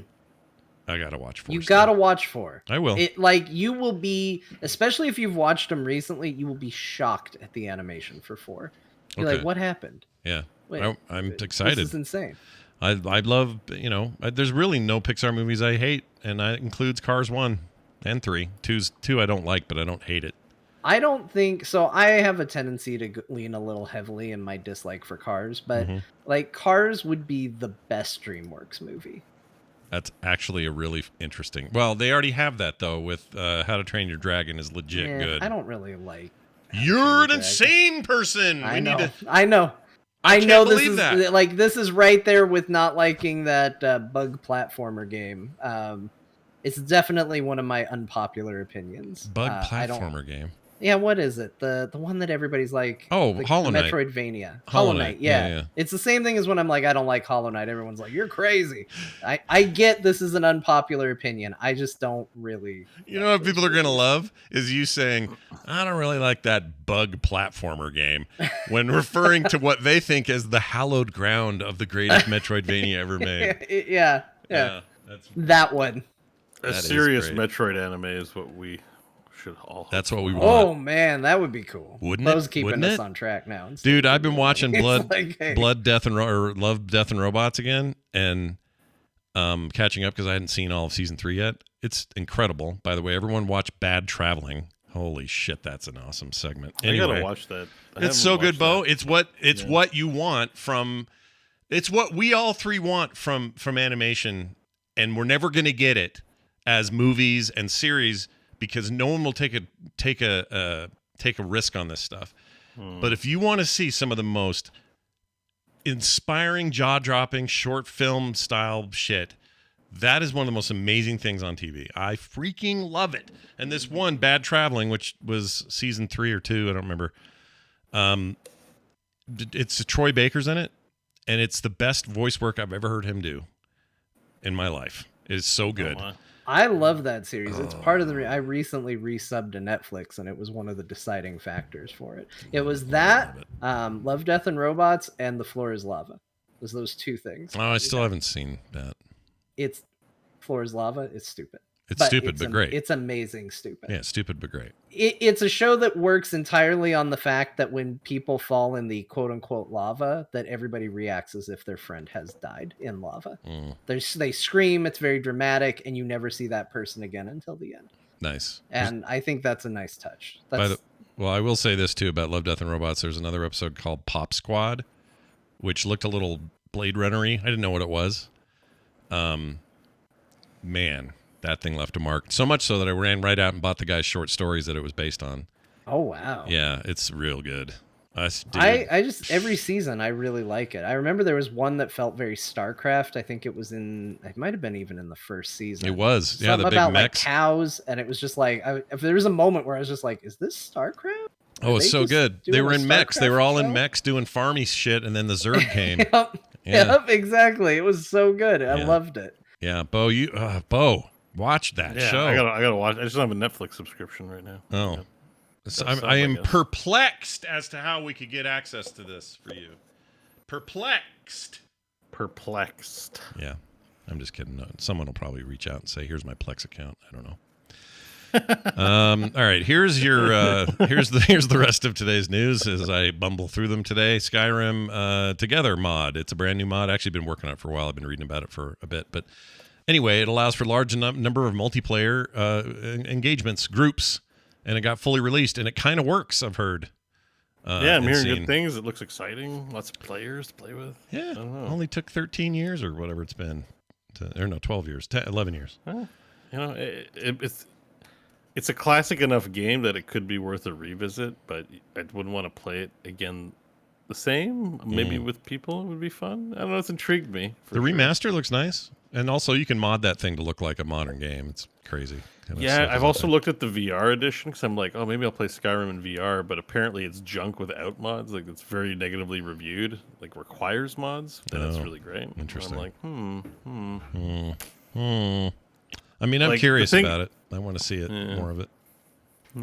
Maybe like maybe I just need to go watch somebody's YouTube video or something. But that'll be enough. But I think that's a neat thing. They basically made a mini MMO out of Skyrim with a mod community, and I always like that kind of thing. All right, warning, rage bait. Unity CEO calls mobile devs who don't prioritize monetization effing idiots. I mean, Unity. That's the take of a CEO. But I like Unity. I held them in a certain regard, and now I don't. Maybe you can still like Unity. Like let me go back and just reiterate something we've said plenty. You don't have to agree with the business people of the companies, because if you expect to just simply agree with the philosophies of everybody for every company that you engage with, you don't get to engage with any companies. Like, it's a shitty quote, to be clear. I definitely don't agree with it, but I'm also not surprised that the CEO of a company feels this way. Yeah. And is putting their priority on that. But why wouldn't he care? Why would he care though? Because Unity benefits regardless of what people do in the end with their engine, their tech, their tools. They don't care. Why do they care? Yeah, it's like anybody, just got a hot take. Everybody's got a take these days. I just said on a podcast a few seconds ago that I don't like How to Train Your Dragon. I'm sure I won't hear anything about that. Yeah. I mean, they're so indie friendly. This engine, as opposed to Unreal and others, like this one's the one that really flourished in the indie space. And some of my favorite games, Dead Space, is based entirely on Unity, like that whole game, and it's beautiful. It's not amazing. good. I don't think this is a good thing for him to have said, because I do think like even if a few indie devs get mad enough to go, well, we just won't use your engine, like he's hurting his own business with something like that. But yeah, he's a poo-poo. You know, people have dumb takes all the time. I think it can be more of a conversation if Unity, for example, is your development platform of choice, and the development platform choose to give priority to features that don't benefit you, but you invested in that platform. So monetization, probably the games that have monetization provides Unity with more revenue in the form of percentage sales, right? Yeah. Because I'm sure that's how those agreements work. So you look at your client base and you go like, well, most paying customers are needing features to help with their monetization models and blah, blah, blah. So as they update their engine, they update it maybe in favor, or they provide faster service to their preferred clients, that kind of thing,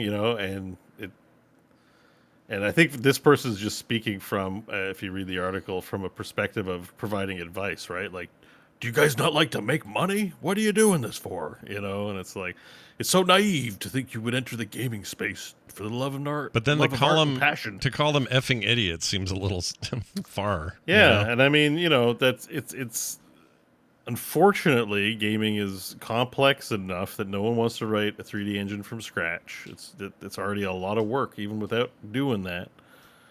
That you would hope that the people running the engine space and being public face are, except just to we like all games and everyone's awesome. You want to make monetization models, do it. You want to make an indie game that just sells a box retail price, then we love you too. It's definitely a bad look. Yeah, I think they look for bad a company doing like that. I feel like these buttholes in the gaming business space are just multiplying and getting out in public a lot more the past few years. Yeah, the buttholes have become sentient and are now running the show. They're getting out. I'm sure they've always been there, like John said, right? If you don't like the politics of business people, then you won't do business because they're all like this. Yeah. Right? Or most of them are. And it's funny because this leads down this road of, well, speaking of roads, BMW. We talked about this on DTNS the other day as well, Tom's Tech Show, Tom Merritt, about BMW. They're trialing this anyway, but basically it's a car seat that keeps your butt warm. Very common in mid to luxury cars. Not a big deal. It's sort of normal. But they're charging a sub fee for it in South Korea. At least they're testing it there for $18 a month. This isn't that unusual. There's a lot of services like that in cars already, but they keep pushing that envelope to see what people will pay for. I get if you're going to charge, I don't know, for a computer-aided something that you need for a Tesla to auto drive or whatever. Some of those things where connectivity is required, I understand those. Those are services you might pay for on a regular basis. But if you're about to tell me that my seat warmer is going to be a thing I have to pay for if I want it to work, then when are you going to tell me that my windshield wipers only work with a subscription, or my tires will only rotate with a subscription? F this trend right up the butt. Doctor Who episode where miners had to pay for oxygen to their suit. Yeah. This is where, in the top of the show, we said they got their ideas from brick and mortar stores for these stupid rewards programs that nobody wants. Yeah. This is the reverse direction, where brick and mortar is man, these microtransactions are sure making people a lot of money. How do we get people to do that stuff? You can imagine going to a grocery store and paying a shopping cart fee to have a shopping cart. That might already be a thing where you are. Mm-hmm. Where I go, the shopping cart is free. But maybe I should pay a rental fee, a service fee. And then I could get a monthly subscription to the shopping cart for my groceries when I visit 4 times a month. My wife sent me this news article, and her commentary when she sent it to me was just, thanks, video gamers. I gotta agree with her. It does definitely feel like, oh man, the thing we kind of got in on is now leaking into all aspects of life. I don't know how true it is, but it felt true when she accused me. Well, it's hard to draw a direct line because how do you do that with something that's big? But you can't deny that there's probably at least some market research that included Well, if we look at the this particular area of the video game market, for example, and they use it as an example, I'm sure they have, because that represents billions of dollars in revenue that didn't exist before. Of course, they're looking at that. So I don't think your wife's wrong. I think she's probably dead on. So I think there's also a lot more apathy towards these. I think it's like brain. It's a brain disease for a generation of people. Because we grew up with this, like, not we, but like especially the next generation, because you see it in a lot of online chat that like internet culture in a big way is about irony, right? Like, yes, this person is bad, but we're going to shower him with $1 million because it's funny, and it becomes so ironic that it's like a lifestyle, right? Like, it's just when someone has a bad take, it's like but it's an ironic eye wink joke, but it's so ironic. Like the game stock rising, right? Like, meme it to the moon. Like, no one's involved. It's like, oh, maybe this isn't a responsible way to conduct ourselves. They're like, no, it doesn't matter. Put that away. Meme to the moon, right? And I just feel like we get so far in that we don't actually have a lot of consumer protection voices. Like, I think there are a lot of issues that matter that you hear a lot about, like gender and representation, workplace unionization. But consumer protection, like, I feel like it's like gone, right? Like I everyone's just used to this stuff and nobody likes it, but like there's not a strong force against it right now, I guess. You know? Well, part of it is they take paying it. They take justification in the sense that the internet has made it so their stuff is less protected, at least in their minds. So if you're Marvel, I'll just use them as an example. It's not a good one, but Marvel is an example. Everybody creates Marvel fan art. The internet is full of that stuff, including things people can buy and pay for. Hell, my website has some Marvel stuff that I drew that people can pay for. And so in Marvel's mind, the whole world owes them something.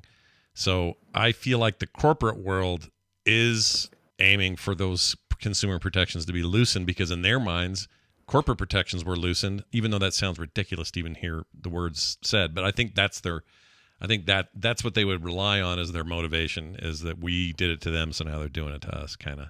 Yeah, I guess so. I don't know. They're wrong, but you know. Yeah, I think the reason I have this opinion is because of the Diablo Immortal thing, right? Rather than a resounding I refuse to play this game, every streamer and content creator, for the most part, not every, but a lot of them were like, no, I'm going to play this game and show you how much I'm going to spend, and went completely the opposite direction.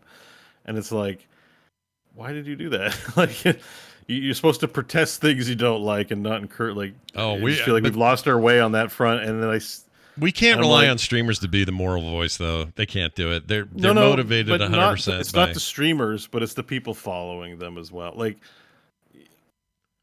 the people. That's where I talk about the irony of the internet, where people find that funny or hilarious, or have an opinion on it, or understand that it's part of content generation. Like this, there's a whole culture behind it, and there's not a strong impulse, at least at this time, to rise up. That's right. And for now, we won't take this anymore. Exactly. I agree with you. I think it sucks, because when will we? Because the bigger it gets, the harder it is, right? And it touches on issues outside that we're not going to get into, because it's a fun gaming show. But there's a lot of issues that people should rise up and get off their computer and go protest about. Yeah. In this day and age. Yeah, some are just not enough.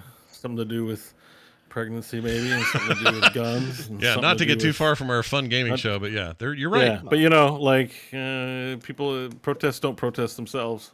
No, that'd be cool. Send the robots to protest. That's what I say.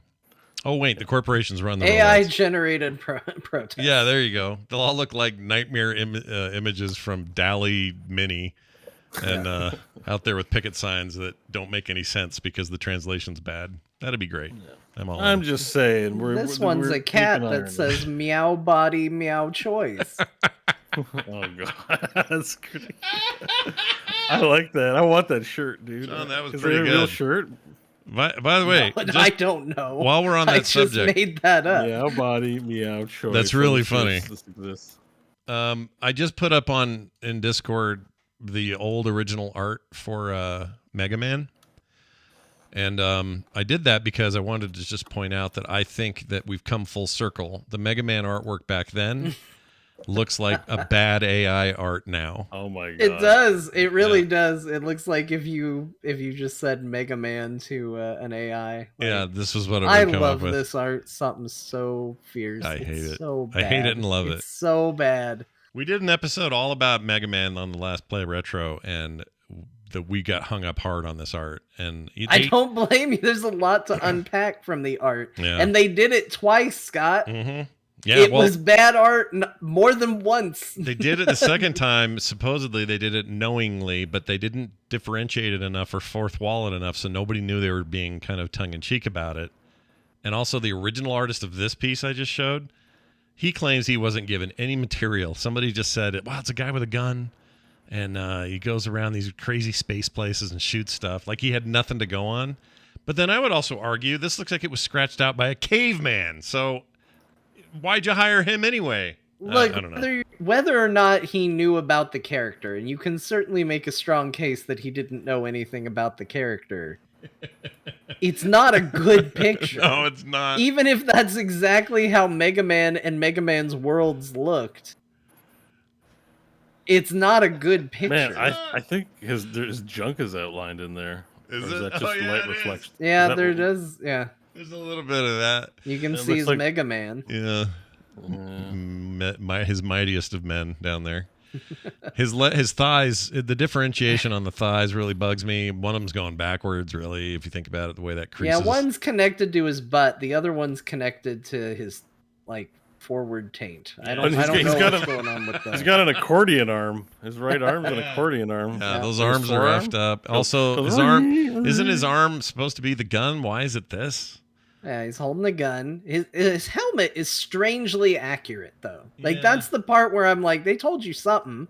Because that's pretty close to what Mega Man's helmet is. The coloring's not right. Yeah. But it is that style helmet with a little fin on the top. And that's a weird detail to get right while you got everything else wrong. Don't even get me started on background elements. I don't know what's happening back there. It's like a I mean, it spider does look web. like one of the levels. It's just, It's heinous. It's so bad and great. I love it. I love that it exists and it got printed on 1 million boxes. It's the best they ever did. Yeah, it sounded like they told an artist who didn't know what a video game was or never looked at the game, and they just drew it from there. Yeah. Oh, we got one final story. Almost forgot, but this is important because it affects Bo directly. Canada! It's a Canadian story. Hey, Bo, what's going on with Rogers? Do you have an outage or something? A massive one. Yeah, last week half of the country lost all their internet and stuff, and their bank cards didn't work. If you were a Rogers customer, I still didn't figure out actually what happened if they blamed it. By the way, Meow Body, Meow Choice is not taken. I'm not finding anything. I want the shirt. I want this. All right. Yeah. So, anyways, Rogers. I'm just gonna- Bo's distracted. He's looking for a shirt. He's like, I want the shirt right now. Hold on. Yeah. So anyway, I heard maybe they had rolled out some update. There's all conspiracy theories abound about ransomware and other shit, but basically, either there was a hardware malfunction of some kind or some update got pushed that messed things up. Blame it on the But heat. or have to, something. in this day and age where you rely on your phone for everything, all your information, and your bank cards, which is tied into the internet, you lose it for a whole day. Some people it was a few days. But we had a major outage, so if you're in Canada and you're a Rogers customer, sorry to hear that.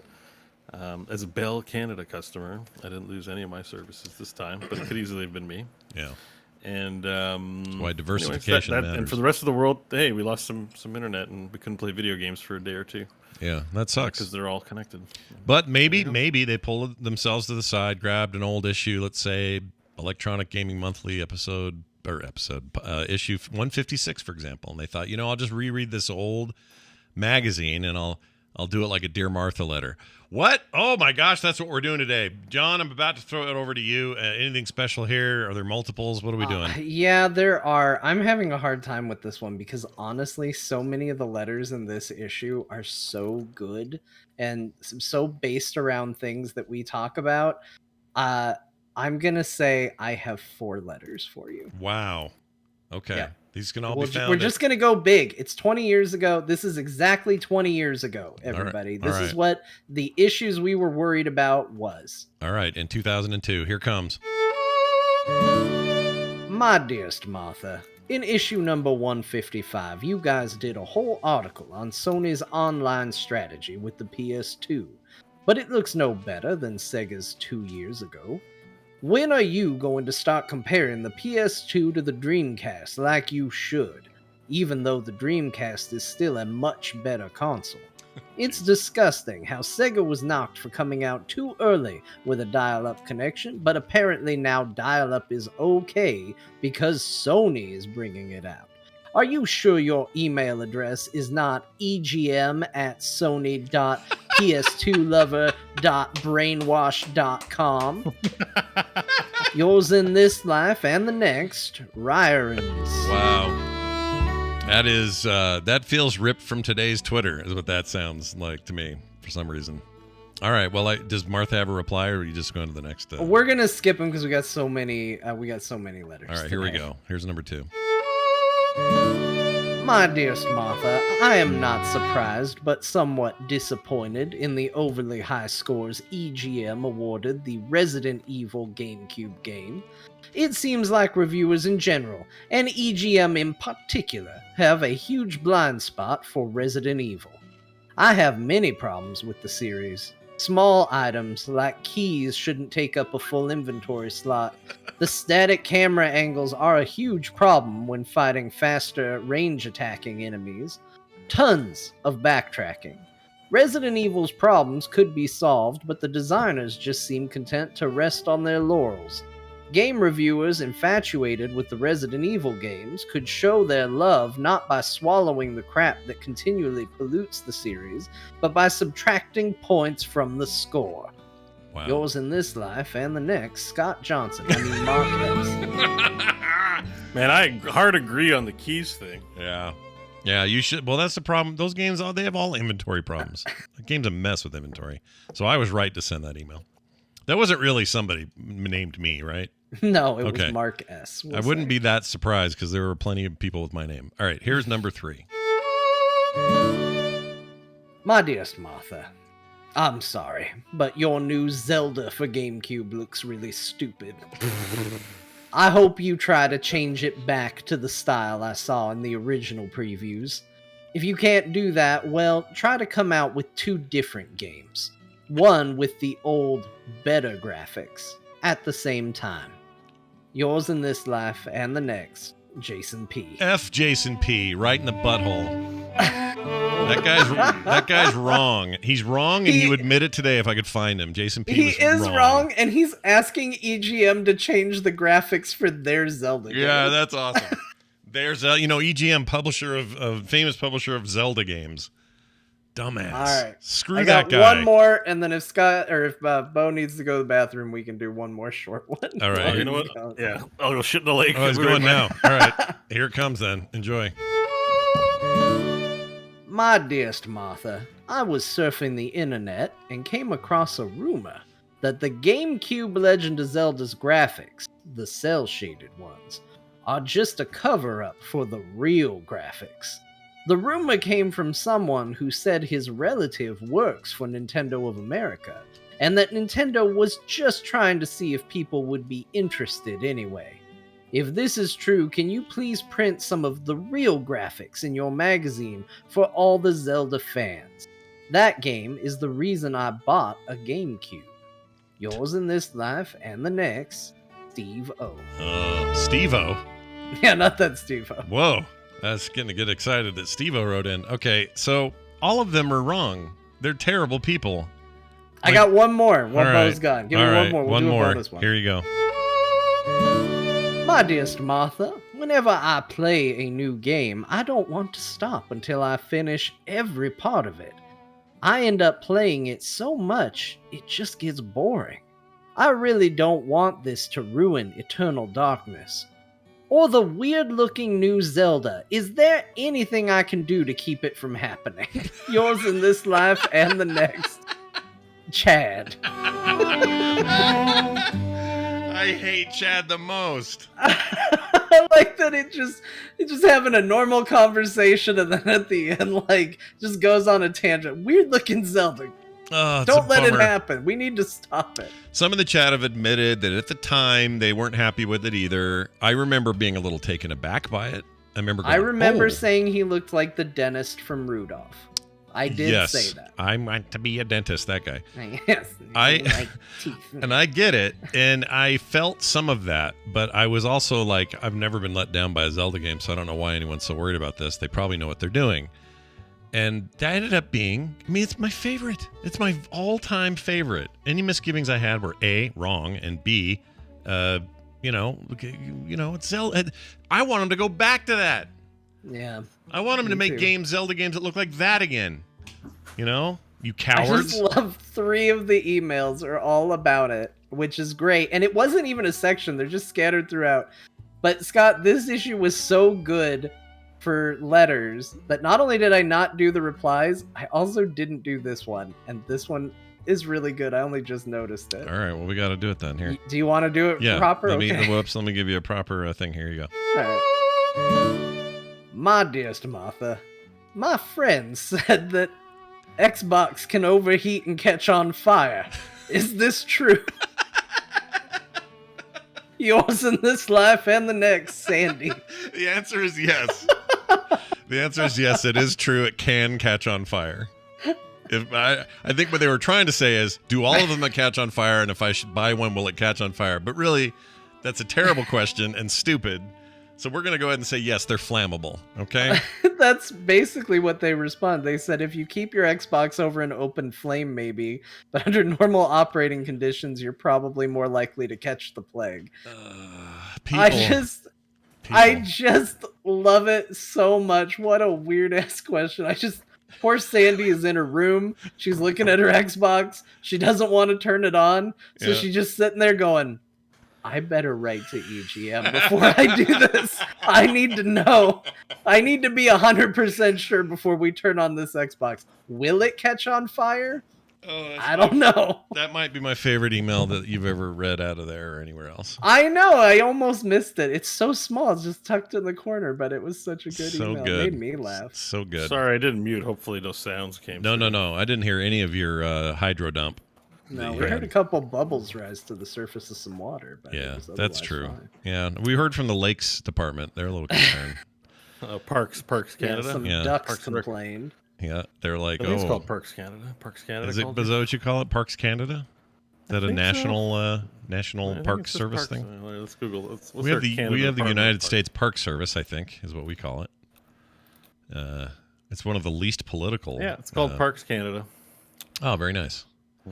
pc.gc.ca for all your Canadian government park-related information. Sweet. I will hold that to the side just in case I ever need it. Now this. Games we're playing. I'm still playing Final Fantasy VII Remake, Forza 5, and Diablo 3 on the Series X. All 3 of those, actually. Oh, no. I'm sorry. Final Fantasy on the PC. They're all great. I'm having a great time. There was a night the other night where I played Diablo 3 so late that I could not stop. And I think part of it was mechanically, a controller changes your experience. I've played Diablo 3 for untold hours on PC. The minute you put a controller in my hand, I'm like, oh, this is almost a new game. Mm-hmm. And it feels that way, and I got completely sucked in. I'm playing the story mode in that game. Whoa. Like a insane person, but also I think that story is pretty good. And I also think, sure, Deckard Cain getting killed by a butterfly lady probably would have been better if they had a fleshed out cinematic of that moment. But everything else around that, I freaking love Diablo 3. I'm sorry. It's my favorite game really of all time. Good. It's just great. I still remember at BlizzCon when they were... I went and played it on console at BlizzCon because up to that point, I had never touched a PS4 controller. So I actually went there, not really to play Diablo, but I was just like, I want to try a PS4 controller. I've heard so much about it. I've never seen one. And so I waited in the line. I got through and I got up there, and me and this other guy got on there and started playing the console version of it. And he and I both just got addicted to rolling, because in that game you can do directional dodging and rolling with the stick in a way that just, it doesn't feel the same on PC. It doesn't feel as good. Mm-hmm. And in fact, I don't know if you can dodge. You can't. There's no dodge roll. So the dodge roll is only in the console.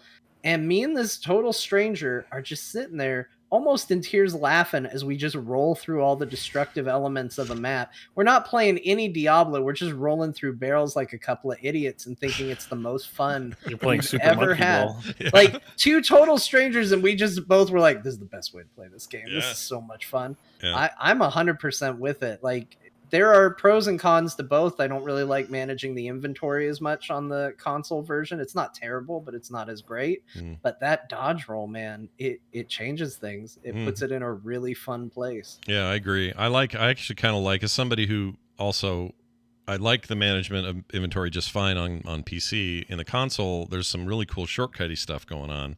So when something drops that's better than what you're wearing in that slot, let's say a helmet, your helm, or you hit the up button on the D-pad basically, and it just says, here's that thing. And by the way, in the 3 key stat zones, damage, life, and I forgot the other one, whatever it is, but they're all represented there. Defense or protection or something. If they've got green, they have 1 to 4 green up arrows. That means that it's better in all those categories. Maybe one's 2 green arrows up and 1 down or whatever. But on the fly, you can make these decisions and go, yeah, swap it out. Boop, and now you're wearing it. Oh, yeah. Or It's damage, defense, recovery. Yeah, there you go. Or junk it. They have them in the main game too. Yeah, they're in there. It's just that here you've got this shortcut key that lets you just equip right then if you want to. You never have to even enter your inventory for those moments. And I really, really like that stuff. So I'm probably playing that game. Well, it'll support controller across the board. This next one, 4 will, they've already said, and it'll be cross-play. So it kind of doesn't matter where I play it. But I think I'm going to have my ass on the couch for that game. Yeah. Because I've really enjoyed this playthrough. I'm really having Well, if fun. it supports crossplay, you can do a little both. Yeah, I can go wherever I want to do it. I just have to buy it twice, I guess. Not Anyway. if it's on Game Pass. Yeah, well, that's true. Oh yeah, it could be. Yeah, That's by true. the time it's out, who Or knows? you know what? No, if it's in the Xbox environment, I'm pretty sure the BattleNet and Xbox libraries will be shared, right? Like, I don't know. because we don't know. they're the same company. I don't think they're doing that till the ink dries. I don't think any of that stuff converts. So that's the big question. Fair. Yeah. Because that happens next June. We don't know when Diablo 4 is coming out, but maybe they can coincide all this. I don't know. I hope so. Anyway, there's that. So I'm playing all those still. Also still playing Pokemon Pinball, Drill Dozer, and WarioWare on the GBA. I'm telling you right now, the GBA is the greatest handheld ever made. I freaking love those games. They're so much fun. I like that WarioWare got added. Oh, it's so good. It's so good. Such a good game. It's still good. It's still weird, perfectly. It hasn't lost any shine. If anything, it's just reminding me that every other Wario game never quite lived up to it. And they're good. They're good games. But none of them quite captured it the way that first game did. It's really something and worth playing if you can get a hold of it. All right, now onto the new stuff that I actually spent time with. Crash Bandicoot 4. Yeah, well, it's not that new, but it came out on the PlayStation 5 mid-tier plus deal. What's it called? Plus Advantage. Nope. Plus Extra? Extra. There he goes. That's it. Yeah, Plus Extra. I was like, what's the thing that sounds funny to me every time I hear it? And it's PlayStation's being a little extra today. Yep, that's basically That's it. So Crash 4 is it's made the who are the ones that Blizzard bought to do the D2 conversion? They made Tony Hawk right before that. The remakes Vicarious Visions. Vicarious Visions. Thank you very much. It. This is them. They made this game, and it's freaking great. 4 is good. It's a legit platformer, and it did a couple of things that I really appreciated it for. For example, it's not all just running down the hallway like John hates. There's some of that, but not much. It's mostly like people called me out on that too. They said like that's such a small percentage of the game. It was enough to get me to not play it. But yeah, it was also a big thing at the time where people are like, "Well, Mario can go anywhere. This game you can barely go any." You know, like there was a whole thing about that back then. So I get it. But anyway, this is the thing that jumped out at me the most, really surprised me, was how good the interstitial like animation stuff is, like for cinematic moments, in-game rendered moments. They went all out on that stuff. Like it's like, you know, feature film looking animation with these characters and stuff, and it's actually moments that are funny, and it's hard. There's some really challenging levels, and it's not just a cakewalk. And I don't know, they just captured something there. It's cool. If you like Crash at all, even just remotely, I think Crash 4 is real good, and right now it's free on that tier, so worth grabbing if you have that. And then today, I cracked open a game. Oh, you guys. I cracked open a game called Dinkum. Say its name. What's its name, Scott? It's Dinkum. Dinkum. Like Dinkum. fair. Like Dinkum tax? Like kind of, John's trying to get me to say Dinkum, but I'm not going to do that. That's, yeah, good thing I didn't. I didn't think of that at all. I was just focusing on the dink. I didn't Dinkum. Always focus on the dink. But here's the thing. Like fair Dinkum, it's an Australian game. That's where the reason this matters. The Australian developer made a game set in the outback. It's not very realistic, but it's basically a take a big helping of Animal Crossing and mix that with a big helping of Stardew Valley and games like it, and that's this game. I've had my eye on it for a while. And it's a bit Valheim-y too. You go out and kill monsters in the world. Oh yeah, you definitely do. And there's some of that, like a lot more crafty things right away, and some of the simpler systems that you would find in, say, Animal Crossing are more fleshed out. But then kind of I don't know. It's a multiplayer as well. Oh, is there? I didn't see that. That's interesting. Yeah, I'm looking at the trailer, and it looks like, I guess you could, I wonder if you can host a server of Dinkum? Possibly, maybe you can dink come together. Yeah. You can dink come together. I'm not meaning to say it that way. I just don't know how to put it all together and have it sound natural. Well, it's what the old Dinkum. Yeah, Dinkum. It's what the Beatles used to sing. Come Dinkum together right now. Is there a story by the name? Yeah, it's Stardew Valley is the name of the valley. So is it like Dinkum Valley? No. Dinkum is the term fair dinkum, which is like well met or whatever it is. I don't know what it is. Wait, what? I didn't. Fair dinkum means something in Australia. Hold on. Fair. Okay, I'm looking Hail and Dinkum is what they say in a. What does the phrase "fair Dinkum" mean? Unquestionably good or genuine? Excellent. Yeah, that. Oh, nice. That's sweet. Oh, so like, how does that poutine taste, Bo? Fair Dinkum. Fair It dinkum. tastes like Dinkum. Yeah, it tastes like dinkum. Ew. So look at this here. I'm going to play. Oh, it won't work. I was going to play a sound version of the dinkum word, but I can't find it. Anyway, the point is, it is that, and you're out running around the, kind of. It looks a lot like an Australian set of islands or something. It's deserty, but not. There's green and trees and fruit and stuff. And like Animal Crossing, you're at the beginning. You're just sort of, oh, thank you. I'm so glad you're here. Here's what we got to do, and you just kind of have quests, and you go do them, and you chop down trees, and you get fruit, and you plant stuff, and you get farming later, and all kinds of what do you call it? Crafting happens. The Stardew Valley part is kind of the day-night cycle part of the game. It does have a day-night cycle, and it has seasons. And you want to do certain things in certain seasons. You have a meter at the beginning of every day that is your health meter, and you have a meter for your energy. And the energy, which you can improve later on, is the thing you got to keep your eye on. Because if you overwork yourself, you just faint and then wake up the next day. You want to wait till you're kind of low, and then you go back to sleep, and then it tells you what you accomplished that day and how much money you made. And there's a guy who comes to town or comes to your area that's in a tent to start with. Eventually, you're going to build him a thing, but eventually, you're going to build like a whole city. Like you're going to go nuts in here. That's and awesome. Really build the place out. I think this game looks fantastic. For all the jokes I'm making about how I pronounce the name, I think this thing looks really, really cool. Yeah, it is very. It looks fair dinkum. It's fair dinkum. Yeah. Yeah. Yeah. It's I would agree. It's got a really great look to it. It feels good. It controls well. It doesn't feel like they're trying to rip off those games as much as they are trying to take what makes those games great and build something unique out of those pieces. Even the landscape is a little Minecrafty, although it's not pixely, but there's things are kind of squared off in a grid kind of way. Yeah. But I like the look of it. It has just a real wholesome take to it. You can hunt animals and stuff. There's some mystery going on. There's a big radio tower, and you're not sure what it's about, and you got to find some parts to replace on it. I haven't gotten that far to know what to do because it just came out today. It is an early access, but it already feels very polished. I think I paid $17 for it. And yeah, I'm all in on this one. I love crap like this, so I'm gonna keep at it.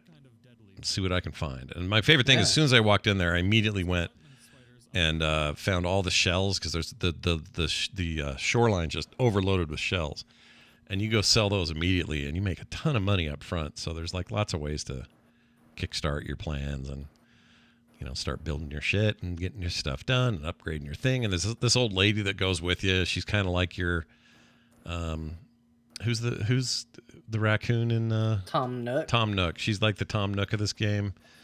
I don't know why she's that. But then there's also a guy that comes that you sell things to, and he sells you tools and stuff, and he's not Tom Nook. He's a different dude. So, I mean, they're like I say, there's some of these concepts and ingredients are there, but they're just taking it their own direction. And to have something like this on PC, and I know there are plenty of other games that try to do this. This is currently in their top 10 bestsellers for a reason. I think it's doing this stuff more right than these games usually do. So anyway, I really like it. Controller support's great. No problem with that so far. Mouse keyboard also works. It's delightful. I love it. This just reminded me, you gave me another recommendation recently from something Australian. We watched Bluey in our household the other day. Bluey. That show is fantastic. Isn't it good? That is a grade A recommendation. My son might still be a little too young for it. Yeah. But man, what a wholesome, wonderful little show that is. Yeah, give him another year or so, and it will be his favorite thing. He'll beg for it. There's something about it. The dad is hilarious for even adults to watch. That's a kid show that's for everyone. It's so good. And oh man, I love it. I'm really glad to hear you're watching that. It's fantastic. I watched Bluey by myself, unironically, the other day. Because that's how good it is. Ghost and Molly McGee. I put it on to see if the baby would watch it, and I ended up just watching it. That's great. No one else was in the room. I just watched it. I was like, I just kind of like this show. Yeah, I love it. We should all like things we like, and that's a thing to like. Bluey is amazing. Anyway, the Australians at it again and made a cool video game as well. Also, a bunch of shots got leaked about the Furiosa film, and I'm super stoked about that as well. Lots of Australia this week. All right. Hey, John. Still more Gordian Quest. I did play more Gordian Quest. Forgot to mention that. How's that treating you? It's not more. It's my turn to talk about it because I hadn't played it yet. Bo played it. You played it. Yeah. Now people get their third week in a row because slowly everybody on Core has decided to try Gordian Quest. Is good. Yeah. It's like somebody combined Slay the Spire with Dungeons and Dragons and really nice art. Yeah. And I really enjoy it. Obviously, we've talked about it 3 weeks in a row, so I'm not going to belabor it too much. Just to say that, like, I watched Bo stream some, and I didn't really get it just watching it. But then I went in and played it and was like, oh man, there's really a lot to this. This is really, really good. Yeah. And I'm having a great time with it. And it's a very good, like, you can get into it really deep, but it's also just once you kind of know the system, you can kind of just rest at an inn and have a bunch of battles to go do and just kind of mindlessly go do them. And it's fun. Like it's a fun game to just kind of casually play as well as really like hone in on the story and upgrading your characters and stuff. So I highly recommend it. Again, I don't want to talk too much about it because we've done it at length, each one of us, but it's not being oversold by either of you. It's a fantastic game. I agree. It's one of my favorites of the year so far. And we have what classes are you playing? We have Bo to thank. I started with the cleric lady and picked up the thief, and I think he's the mage. He's like an old man. Yeah, I don't really like him that much, but I haven't found a reason to replace him. Like he's not obtrusive. Like he's there, he shields, sometimes he's helpful. He's not really my main guy. Like the thief is actually really good. There are times where I'm like, well, he could just carry this entire damn team by himself. But yeah, it's super fun, and I'm having a good time with that.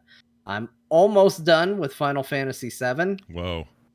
Very near. I'm at the end game now. Basically, I have access to the final dungeon, and it's just, okay, what do you want to do before you go and get through it and end the game? So and a reminder at home, this is John's playthrough of the original Final Fantasy VII with some mods installed, not the remake playthrough, which you're also doing as sort of ancillary thing, right? Yeah. Although I've mostly put that aside because I'm still not sure if I'm ever going to go stream it or not. But I'm focusing in on it, and I'm looking forward to it. I jokingly, as I have talked on the stream about it, said that I was going to beat Ruby Weapon within 2 attempts. The more I have heard whispers about how that fight goes. I don't think that's going to happen. I'm beginning to think I perhaps overestimated my ability to fight this thing. Have you ever fought the weapons before? No, it's my first time fighting any of them. They're big fights. The weapons are big fights. Yeah, I mean, I did Diamond Weapon, which is part of the story. I did Ultima Weapon, which is part of the story. I had someone point out on my VOD in the YouTube comments, they're like, you're talking a lot of shit about killing Ultima Weapon like it was no big deal, but that's story. The other two are not main story, and they're going to be hard. And I was like, yeah, I know. I'm leaning into it so people can celebrate when I fall on my face. Yeah. But Ruby Weapons in the desert? Which one's the other one? Emerald Weapon? Emerald is underwater. That one I did fight just because I didn't know what to do with it. It appeared, and I was like, what's this? And I walked into it, and all of a sudden there was a time limit, and it stepped on me twice, and everybody was dead. And I was like, oh, I don't think I'm supposed to fight this yet. So... so I got Emerald and Ruby still left to fight. I don't know how that's gonna go. I think. And have you gotten all your secret characters? Yeah, I think so. I've got Vincent and Yuffie, and I don't know. Are there any others that are secret? The Mimic guy. I think he's a secret one too. I can't remember his name. There's a Mimic guy. I don't have a Mimic guy. Hang on. FF7 Mimic guy. George. There's a George. I can't remember his name is Mime. Oh no, that's Mime Materia. That's not who I'm thinking of. I thought there was a guy. There is a guy in Final Fantasy VI that is a mime that is a hidden character, but not in. I don't think in 7. Okay, hang on. Let me do a list of playable characters. Hang on. Yeah, chat says Go-Go. Are you thinking of Go-Go? Yeah, Go-Go. Yeah, Go-Go's Final Fantasy VI, and I did get. No. Oh no. Sorry, wait, maybe not. While you're looking that up, I just realized something about us. This show is the best representation of what the internet used to be like. And let me explain real quick. Okay. It's a place where I can go, oh, John, you should watch Bluey. You're a new dad. You'll love this. It's a place where John can say, you're going to play Remake and you're going to love it. Bo can say, oh, guys, Gordian Quest. Don't let it pass by. It's kind of quiet, and no one knows about it. But, man, it's really like this is what the internet used to be. Where people I could trust and like would give me an idea and I could go do it and then I could come back and then we could talk about it. Now it's all noise and corporate bullshit. So I just wanted to point that out as this little feeling I just had. This is the internet. We haven't sold out yet. The core is the internet the way it used to be. All right? Even though we demand the internet be what it is so we can output the show in ways that you couldn't do back then. But my point is, look at us. Oh, yeah, and all white men, says JC. Yeah, I thought that was a funny comment. I am thinking of Go-Go from Final Fantasy VI. He's not wrong either. Yeah. Hang on. What? So who said what? I was doing research. Don't worry about it, Bo. It's fine. Yeah, it's fine. He just said it's all white men like the original internet. He's right. Yeah, he's right. Although maybe Bo comes from a place we don't know. Bo, what's your ethnicity? I mean, look, you're out of the country. Maybe you're out of the. Out of the white man pool. Where are you? Where are you from? Wait, what? Are you asking Bo if he's a white guy? I don't know what I'm doing. I mean, I am a white guy, but you want my ancestry? I'm Hungarian, German, and Irish. Ah, look at that. See? John, where does your white ass come from? Irish, Norwegian, English, and German.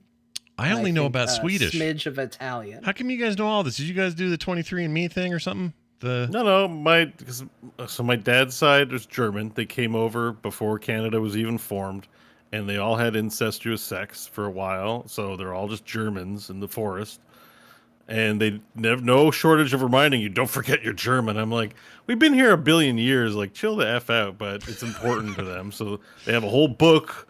It's German Schwarzbretzlufs and all that stuff. That's a thing. Yeah. And then one of my ancestors was Irish, so I just know there's a bit of Irish in me.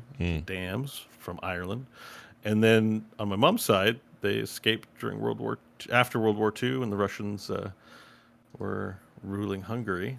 So that was my grandparents. Literally were from Hungary. My mom was born the year they got here, so that's how I know. It's just part of. It's both the narratives of the family history was very strong in my family.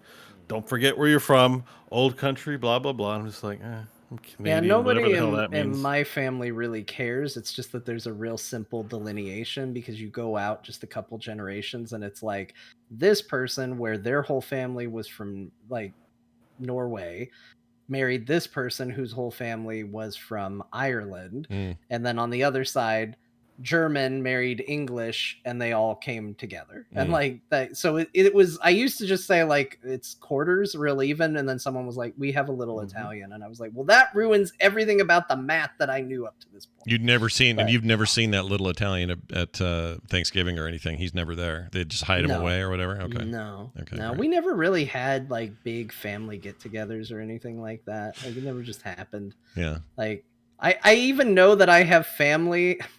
I have family somewhere in this country that I've just never met, never talked to, don't know their names. I told my wife, I said, I'm lucky we're married because I could accidentally end up dating a relative I wouldn't know because I don't know who these people are. Yeah, like, no that's a kidding. scary thought, right? That could happen. It's happened before. If you don't know your family, it could happen. Yeah, it could happen. It was a lot more likely back in the early days, but yeah, it could happen. It's probably not going to happen right now. Have a much higher chance of that not happening now. But I don't know, whatever. But yeah, I entirely white on my side. Yeah. It's not a surprise. So Scott, how about you? You have hot dogs. Scandinavian. So somewhere Swedish, Swiss, German, something, all that up there. Oh, so that's where all the translucent hate comes from. Oh yeah, I'm totally absolutely. Well, whatever. Like I'm as translucent as anyone. You're not translucent. Oh, you should see a mad suntan right now. You should see me in the sun, dude. It is not pretty. And right now, there's a line here. I don't know if this will. Like, so Scandinavian. Oh, there's a line. Look at that. Yeah. I've been in the sun. I'm a white man. So Scandinavian and what else? That's it. That's all I know. I don't know. So like the Johnson is that if you follow the Johnson long enough, do you get to like a Johansson? Yes, you do. Because that's what happens to me on that side of the family. Like you go back because I did do a little family tree stuff, and you go back far enough, and all of a sudden it's just all Johanssons as far as the eye can see. Well, this is the one story I always tell that is the only real ancestry story I know, and it always trips me out. On my dad's side of the family, if you go back some generations, he is related to both Abraham Lincoln, who emancipated the slaves in this country, and Eli Whitney, who made slavery worse by building the cotton gin, which produced more production, which meant they needed more slaves to pick more cotton to produce more, more end result. So on the one hand, you got a guy who perpetuated slavery as its business parts anyway, and then the guy who freed them. It's crazy to me that those two are right there in my line from my dad's side, and it goes up through a couple of parents and grandparents and all that. But it's like Anakin and Luke. Kind of, yeah. You gotta focus on the good. I don't know who it was. I know someone in my family line on my mom's side was instrumental in the Underground Railroad, so I tend to be pretty proud of that. Yeah. I know someone else far up on the German side was related to like. Eventually down the line, not Hitler, gave some prominent Nazi party member, and I'm like, well, let's not go down that branch. Let's not flesh that branch. Let's not go. Yeah, let's not go down there and see what we find. Yeah, my wife. She she's people have heard this story before, but she's Pavlov dog that so hard. I know it's really bad, but she's descended. My wife's descended from Jefferson's dalliances with one of his slaves that had kids. They had secret kids together, and then she's from that line, which is why she has such amazing skin. So she's got like, I don't know, 16% African American. She's got some Choctaw Indian from another side, French Cajun from a whole other group. She's got this amazing like ethnic background in that regard, and then she's from the American South where, they're all a little weird about those sorts of things, but somehow she skated through. Anyway, she's now got the most wonderful skin. You take her outside and you get a little bit of sun. You just feel her going bronze. Like it's amazing what her skin does. I go out there and you hear it sizzle, and I have to talk to a dermatologist a week later. Like it's so bad. Yeah, I don't get any interesting things in my family line. We're just a bunch of window panes, just a bunch of just transparent folk. This is a bunch of boring ass white people as far as the eye can see. Living in the hottest state in the union most of the time. Maybe not all the Yeah, time. well, not for most of the family, but for us. Yeah. Yeah, big chunk of them. All right. Well, moving on. Oh, Vampire Survivors. You say you beat Yeah, it here. I can technically say I beat it. They added a final boss to that game. Really? Which I defeated. Yeah. I didn't know that. So that was the most recent update. There's now a special version of the 4th map, where it will all the Reapers that are in all the maps will converge into a Mega Reaper for you to fight at the very end. Ironically, I think the Mega Reaper is probably easier to kill than all the individual Reapers because he's designed to be a boss that you actually fight and defeat. But you have to beat him before you can get the quote unquote ending in the original version of the 4th level back unlocked. It also does open up a new ability that's in the game, which is the ability to upgrade weapons beyond the current limits. Do you call I that haven't like done new any game? testing out of what that means. Do you call but it like I New Game unlocked Plus or something like that? I guess. I don't know what a even better version of those things are because they turn into some pretty crazy powered stuff. But yeah, it's still not officially out. We still got updates and new things coming all the time, it seems. But it's really good. Man, the I've Unity noticed. CEO must hate this game. Yeah, Unity hates it. They only collected $3 for that, and now it's on Game Pass. What are they doing? Yeah, no kidding. He's probably all up in arms. Maybe that's what started him freaking out. But I'll say this: I knew it was coming, but I'm starting to see it. Massive numbers of Vampire Survivors likes are hitting Steam now. Yeah, and some of them look pretty good and are reviewing well.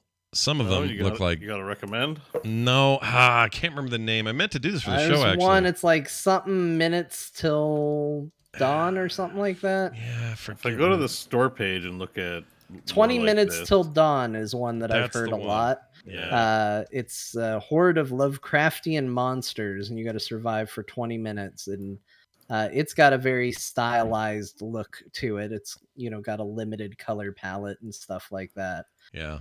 This is one I hear a lot about as well. Yeah, it's a lot more bullet hell vibrant in terms of its presentation, but it still remains, simple in some ways. I don't know. Put more colors in it. My God. Well, I mean, that's Bo's even more offended. He's like, wait a minute. They took the simple art and build of this game and got rid of the color. What are they doing? Yeah, this is a Bush Burger moment. That Bo's having with this game. No, it seems like it's getting really good reviews and tons of them sold already. So clearly it's doing okay, and it's still only $3, so they're not trying to like cash in. They're still in the price range.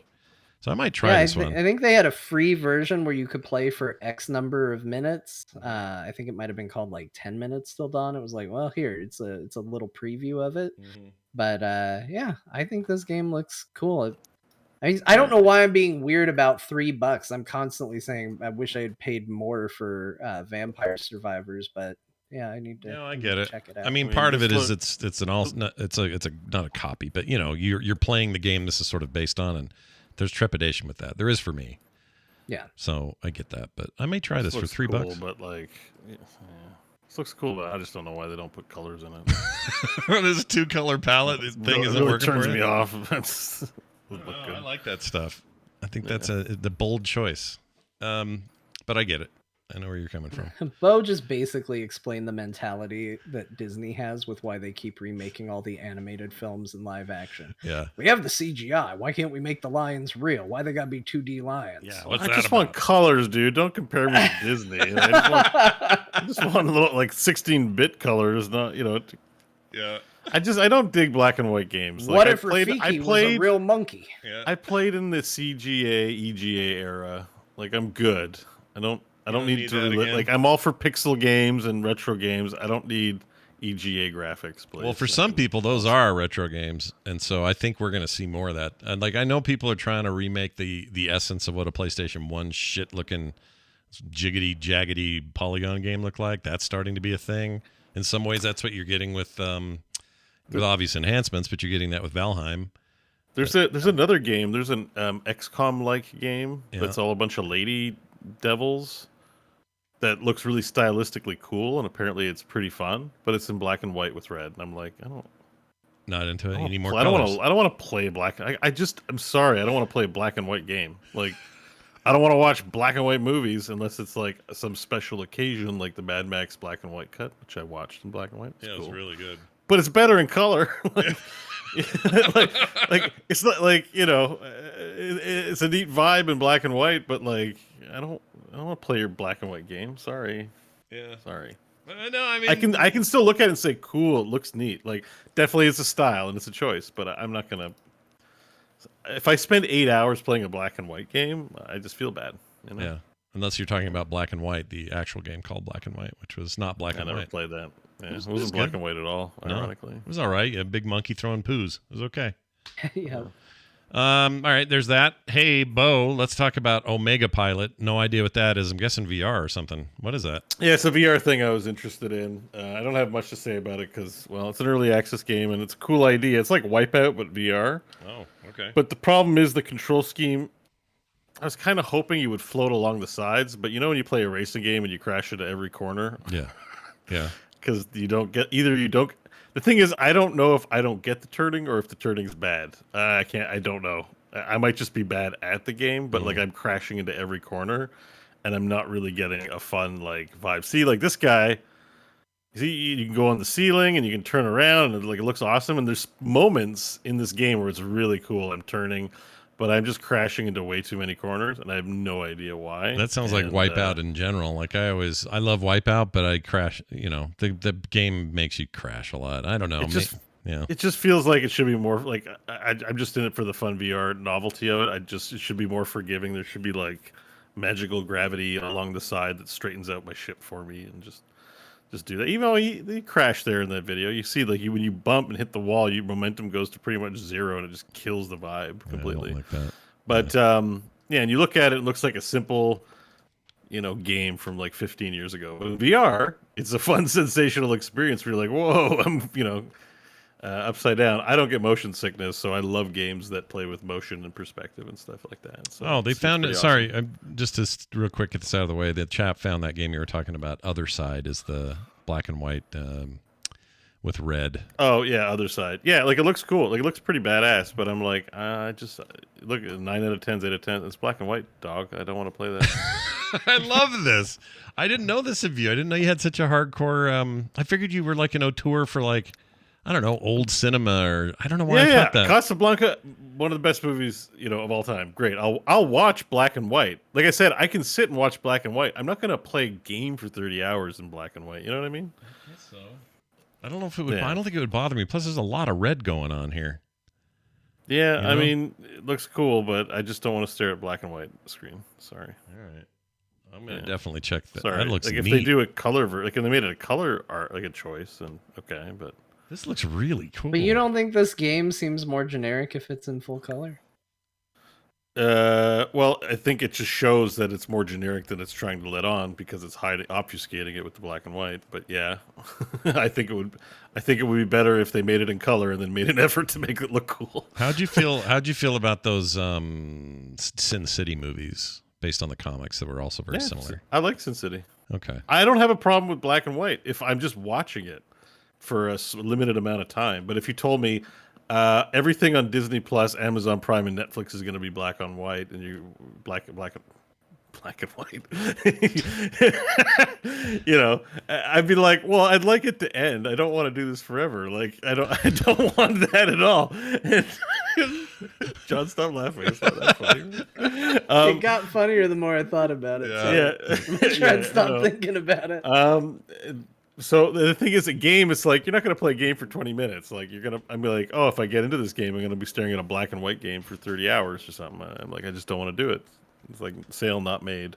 Don't play Trek. Yeah, Trek to Yomi, black and white. No thanks.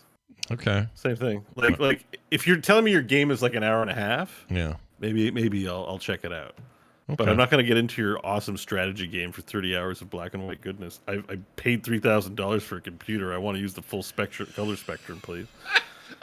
It just pisses me. It gets to the point where I'm like, I get irritated. But it's not like they didn't give you. They didn't hold them back. It's not like there's a pile of colors sitting there that never got used for Bo's playthrough of something. It's just it's my version of John's indie up its own butt. Like, Yeah. Like it'd up its own butt. I get what John's saying. It doesn't bother me to the extent that it bothers John. But like for me, black and white is like, oh, come on, guys.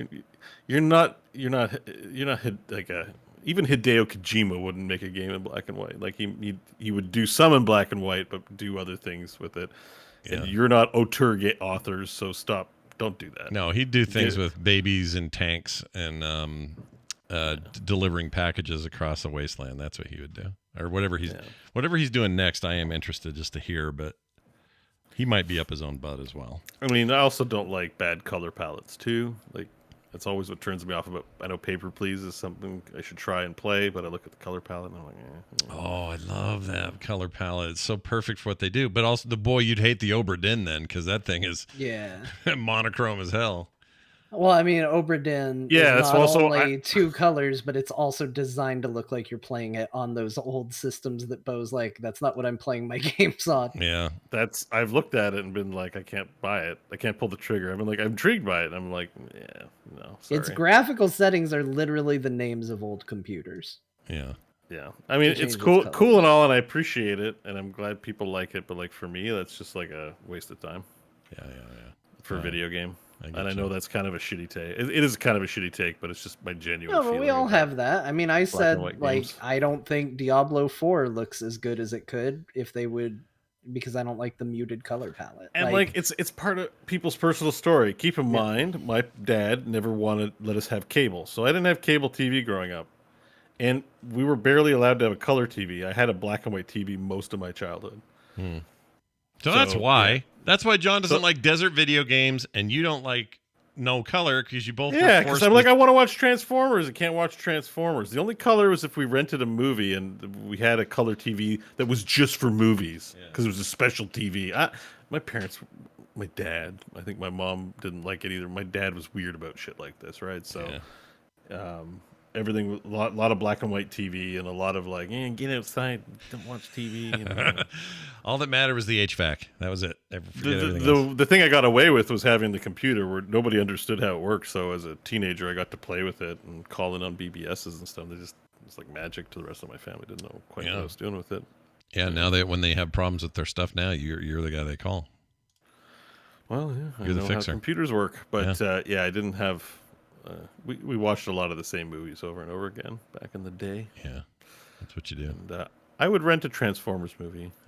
The same episode. It was like episode 6 of season 1 or something. Like it was always the same episode. I never had got to watch other episodes. I would watch. I watched that the now. same episode. It's depressing. I'd watch that now. Tell me about more time in VR chat. How's that going in there? Oh, we're talking about my games, right? Yeah. Hello. No. yes, I lost I got kind of sidetracked with the whole black and white TV. I guess that is where it comes from. That's now all that I good. think about it. No worries. So VR chat. I've been down a bit of a rabbit hole. It's hard to say you're playing that game, but I have, I think, logged like 50 hours in it. I think, or something like. Yeah. I've been in there a lot. Mainly because I'm shopping for avatars, but also. Okay, that hot dog animation. what you putting on the This is screen, what- Scott? Just for the record, this is why I've been streaming less, is because I'm worried about stuff like this happening on the stream and like it getting like but Scott's okay with it. So Well, maybe it's I not- should- Scott, this you're is really, I'm pulling like, this. Yeah. I'm pulling this leaning off into of YouTube, so it's if it's good enough for YouTube, it's good enough for me. That's yeah, fine. you know, it's probably it's not that bad. I'm picturing worse, right? So Sure. you just don't know what people are going to say in an anonymous chat room where 80% of people are being trolls. However, I think I've fallen down a bit of a rabbit hole. I really like the dance scene in VR chat. I talked about it last week, so I don't need to rehash it. But like, I downloaded DJ software, and it's like, oh, can I DJ a set? So I've been like watching YouTube videos and how to DJ properly, and I'm like, I don't think I want to do this. You know, you're getting those obsessive things where you're like, all of a sudden you're going to do this thing, and I'm like, I just need to ride it out. But I'm like, you know, I was in Unity designing my own world, which I was doing tutorials, so I started laying down like shapes for the world, and then I was trying to import an avatar from Ready Player Me, and it failed, and I got frustrated, but I spent like 4 hours working on Avatar in Unity. So I've just been like just in the VR chat head zone doing all this kind of stuff. The head zone, that's like Sure, the head zone, headspace. Yeah, I get it. Yeah. We just watched. That's what I've been doing. Nothing exciting to report in terms of like you won't believe or this is awesome. But I don't know if I talked about furry avatars last week. I think I did though. Yeah, a little bit. The furry community has like the best avatars. Like, oh my god, like you just see them hanging out and they're amazing. Yeah. But I kind of want to just make an amazing Scott, Bo, and John avatar and have other people do it. And then when we go to nightclub, everyone will be us. Yeah, I'd be down with that. I got it. I installed it. I tell you, I have it. No, you tried it? Yeah, I did. Hang out. I got in. Yeah, I messed around in there. I would totally do more. You did Quest only, or did you do PC? Because you're gonna get the real. No, I got PC. Okay, good. Yeah. We should hang out. John, get your Quest when you get your Quest. I like this Mountain Dew Stormtrooper. Oh yeah, no, this is the best because the Pepsi Man. I don't know why I can't actually hear it, but we're seeing dialogue at the bottom of the screen. There's some video and there's branded Stormtroopers. Yeah, the Stormtroopers Pepsi. Well, there's Pepsi Man in there, and he's in there talking smack about Coke, and so now there's a Mountain Dew Stormtrooper in there, like trying to get him out of the bathroom. I don't know what's going on, but I love emergent weirdness like this. This is amazing. Yeah, so good. Then if John gets his headset, then we can all play. I tried to get Crofton into it last night, by the way, like my good friend Crofton Steers. Yeah. He's got COVID, by the way. Hope him and his whole yeah. family have COVID, so I hope they all get better and stay safe. Yeah. But he had it last night, and I was like, oh, we were joking about something, and there was like, oh, I was just doing such and so in VR chat. And they were like, what's VR chat? And I'm like, I said the Matrix of Morpheus. And I said, fortunately, no one can be told what VR chat is. You just have to experience it. Why don't you join me? Yeah. But, Crofton, man, he never charges his headset. Every time there's a spur of the moment, throw on your headset, let's go. He's like, oh, it's at 0%. Like getting him to play Demio. Remember how hard it was to get like, oh yeah, his stuff coordinated? Or maybe you got there after. I don't know. I can't remember. He has headset issues. Crofton, if you're listening, like just keep that thing charged, man. Like, don't leave it out of the uncharger. He says that he's the Bob Sacramento. That's Kramer. Kramer's like, my friend Bob Sacramento, but he's never in the show. But he does. Yeah, I love that. Right? I love that. He totally is. He absolutely is. I have to admit I haven't gone in here with the headset on yet. I wanted to test it for streaming versions or for streaming reasons how it would run just on the desktop, and it runs fine. And let me tell you something, for streaming, there's a selfie cam. Yeah. If you have direct link. So in the selfie cam, you can stream. So you know how people see you when you stream, but they can see your avatar. And on the PC ones, your mouth can animate. Oh, I meant to do that today. Anyways, I could technically stream myself in VR chat to this phone call and have the mouth animate. It's like being in a cartoon. Maybe we'll do that next week. We'll record core live from VR chat. But I'm kind of like, I'm hooked on VR chat, man. It's fun. Like, and what's nice about it is I don't have to swing around and like a lot of VR stuff is like fitness oriented. And this is very like strap on the headset and go, hang on the couch, talk to Voldemort. And, a dog. There was a penis man. He was a penis with two arms. Man, Scott, you're really selling me on this VR headset. I'll tell you what I did. No, listen. Can't buy it fast enough. Listen, the stuff Scott's showing is a portion of VR chat, which is the trolly, LOL-ish internet shit. But there is like a cool experiences version of it. There's one I want to do. It's like Cabin in the Shadows or something like that, where it does computer generated shaders. Well, not computer. They're all computer generated, obviously. But it has these big shaders that go off into infinity, and you're in this sort of space cabin. Yeah. And it's supposed to be really trippy and cool. he turned the video back on, and there's two guys. There's a guy riding a guy. Yeah, they're riding on the dumbbells like it's a vehicle made of two men. It's one of the weirdest things I've ever seen. That's the trolley side of it. You can go places where you will find less of that and find serious stuff. So we should hang out in VR chat. Is what I'm trying to say. We'll find stuff that's appropriate to us. Yeah. All right. Did you see Spider May, John? Spider May? Did you just see her, or is that there she's yet? Actually a character. Is she? Yeah. Is that So we're gonna real? go. That's from Spider-Verse. We're gonna go to the Spider Lair. There's a whole Spider-Man world where they get these avatars. I think so. We'll definitely go to Spider Lair Oh, I for love sure. it. That's a cool world. Like we gotta hang out, man. All right, I'm in. What are you guys doing tonight? You want to hang out in VR chat after the show? I wish. Well, no, John's got to get his headset, or decide if he's gonna get his headset. Yeah, that's true. Undecided still. Yeah. So Scott's not selling it very quickly. Oh wait, hold on. Yeah, Bob Ross. Look at Bob Ross working. Look at him Why is he doing. like Canadian Bob Ross? Yeah. South Park Canadian Bob Ross. Yep, and then there's a giant butt. So whatever you need, we got you covered. All right. and VR chat. and I've been playing Heroes, of course, as well. Oh, I thought you were after your emo discussion last week, and I don't mean that in a negative way. I think you were genuinely sad about things going into maintenance mode. It inspired you to go play the game. That's crazy. You were like, "Why? Yeah, no, I've been playing Heroes, and I've never not thought the game was fun. It's just you feel sour. You've been doing other things, but I've just had a real hankering to play Heroes, so I've been in there. What I did notice, I think they changed matchmaking. I got clobbered last night. Really? A lot of fives up against a lot of 5 stacks. I'm like, this isn't fun. And even when I played with Monica as well the day before, and just in general, like the matchups were like tough. Like people, we played against one group that would do what we do. Someone cast an ult, someone chain stun, blow up everything as soon as someone's caught out, and I'm just like, I'm just hanging out in like quick match for some fun. Why are you guys playing so hard? But it's been kind of the hardcores are pissed, man. They're just like, you put our game on maintenance mode. I'll just with the closure news. Apparently, some people have come back to relive old times. That sort of seems to be what it feels like. A lot of, like I said, a lot of stacks of players that know what they're doing all of a sudden playing, and I'm like, this seems like an active game to me. Yeah, it is an active game. That's why I'm so pissed about it. I know Patrick reinstalled it. That was a weird moment. So yeah.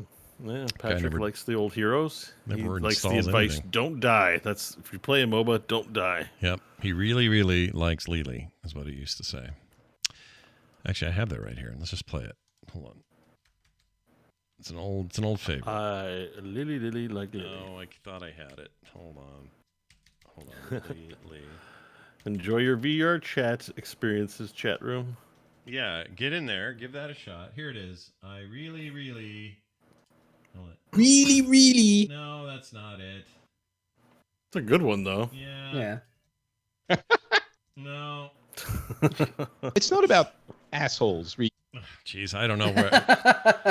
I can't find the right one, but he did say that one time. All right, well done, everybody. Now this right here. That's a good question. It's time to do a quick email. talktothecore@gmail.com. We got one from Kevin who says, fun fact, there were actually 3 different startup screens for the GameCube. Not 2, but 3.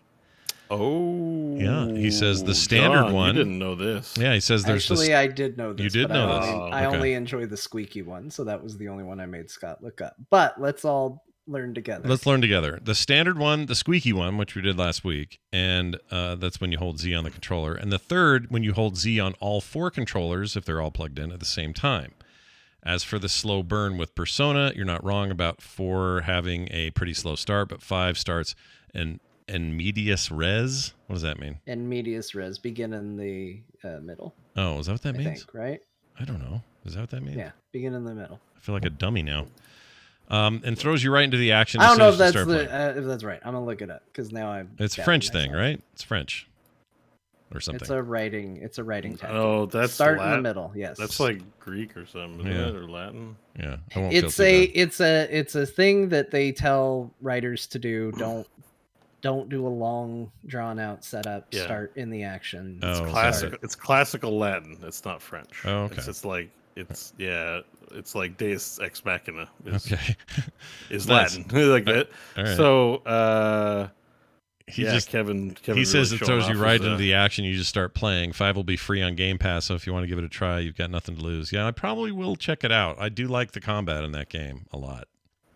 I always enjoyed it, but the story just killed me in 4. It was take too long to do anything. Just bam. Oh, you're at school? It's like too much. Go away. Go home. I'm getting VR chat. I want to watch Spider-Man hump Cool. VR chat.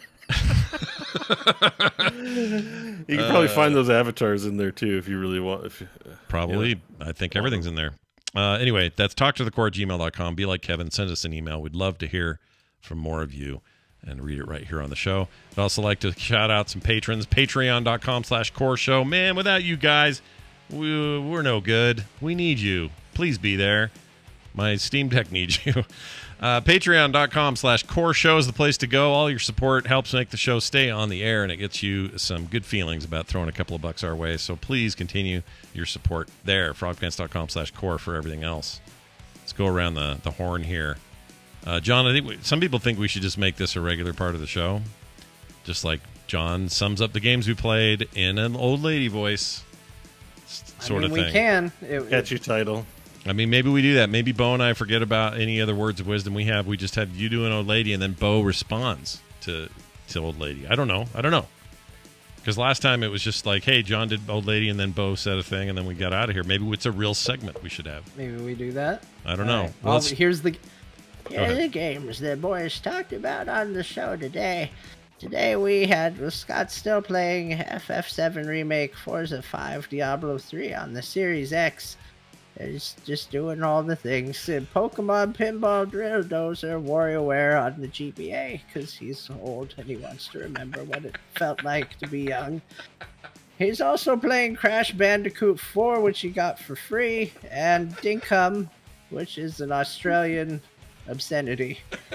John played Gordian Quest. He's late to the party, but hey, he got there eventually. Final Fantasy VII. Yep, see above. And Vampire Survivors, the game that he will talk about every time they do an update, which is about every 2 weeks. Bo played Omega Pilot. It's a VR thing. I don't understand because I am old and confused. And VR chat, which I believe is what the kids are into, making their avatars butts and things. And Heroes of the Storm, a game that I have actually outlived. Wow. You never want to outlive your favorite games, man. Fair dinkum to you there. I guess we all technically, you don't have to be old to do that. We did that naturally. We all outlived it. Yeah. Bummer. All right. Well, there you have it, everybody. Thanks for listening. Oh, Bo, any rebuttal? I just say fair dinkum to you all. Oh, that's very nice. Fair dinkum to you as well, and fair dink come to the rest of you. All right, that's it. I don't know why I said that. I'll get in trouble later. That was a fantastic ending. That's a great ending. That's it for us. Thank you all for listening. We'll be back next time with more Core. Take it easy.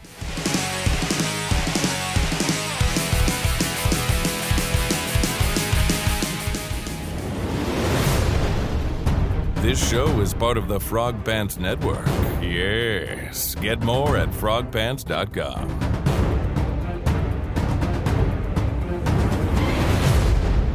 I won't sit idly by and listen to your inane ramblings for another decade. I can't believe I got to clip stuff from Crash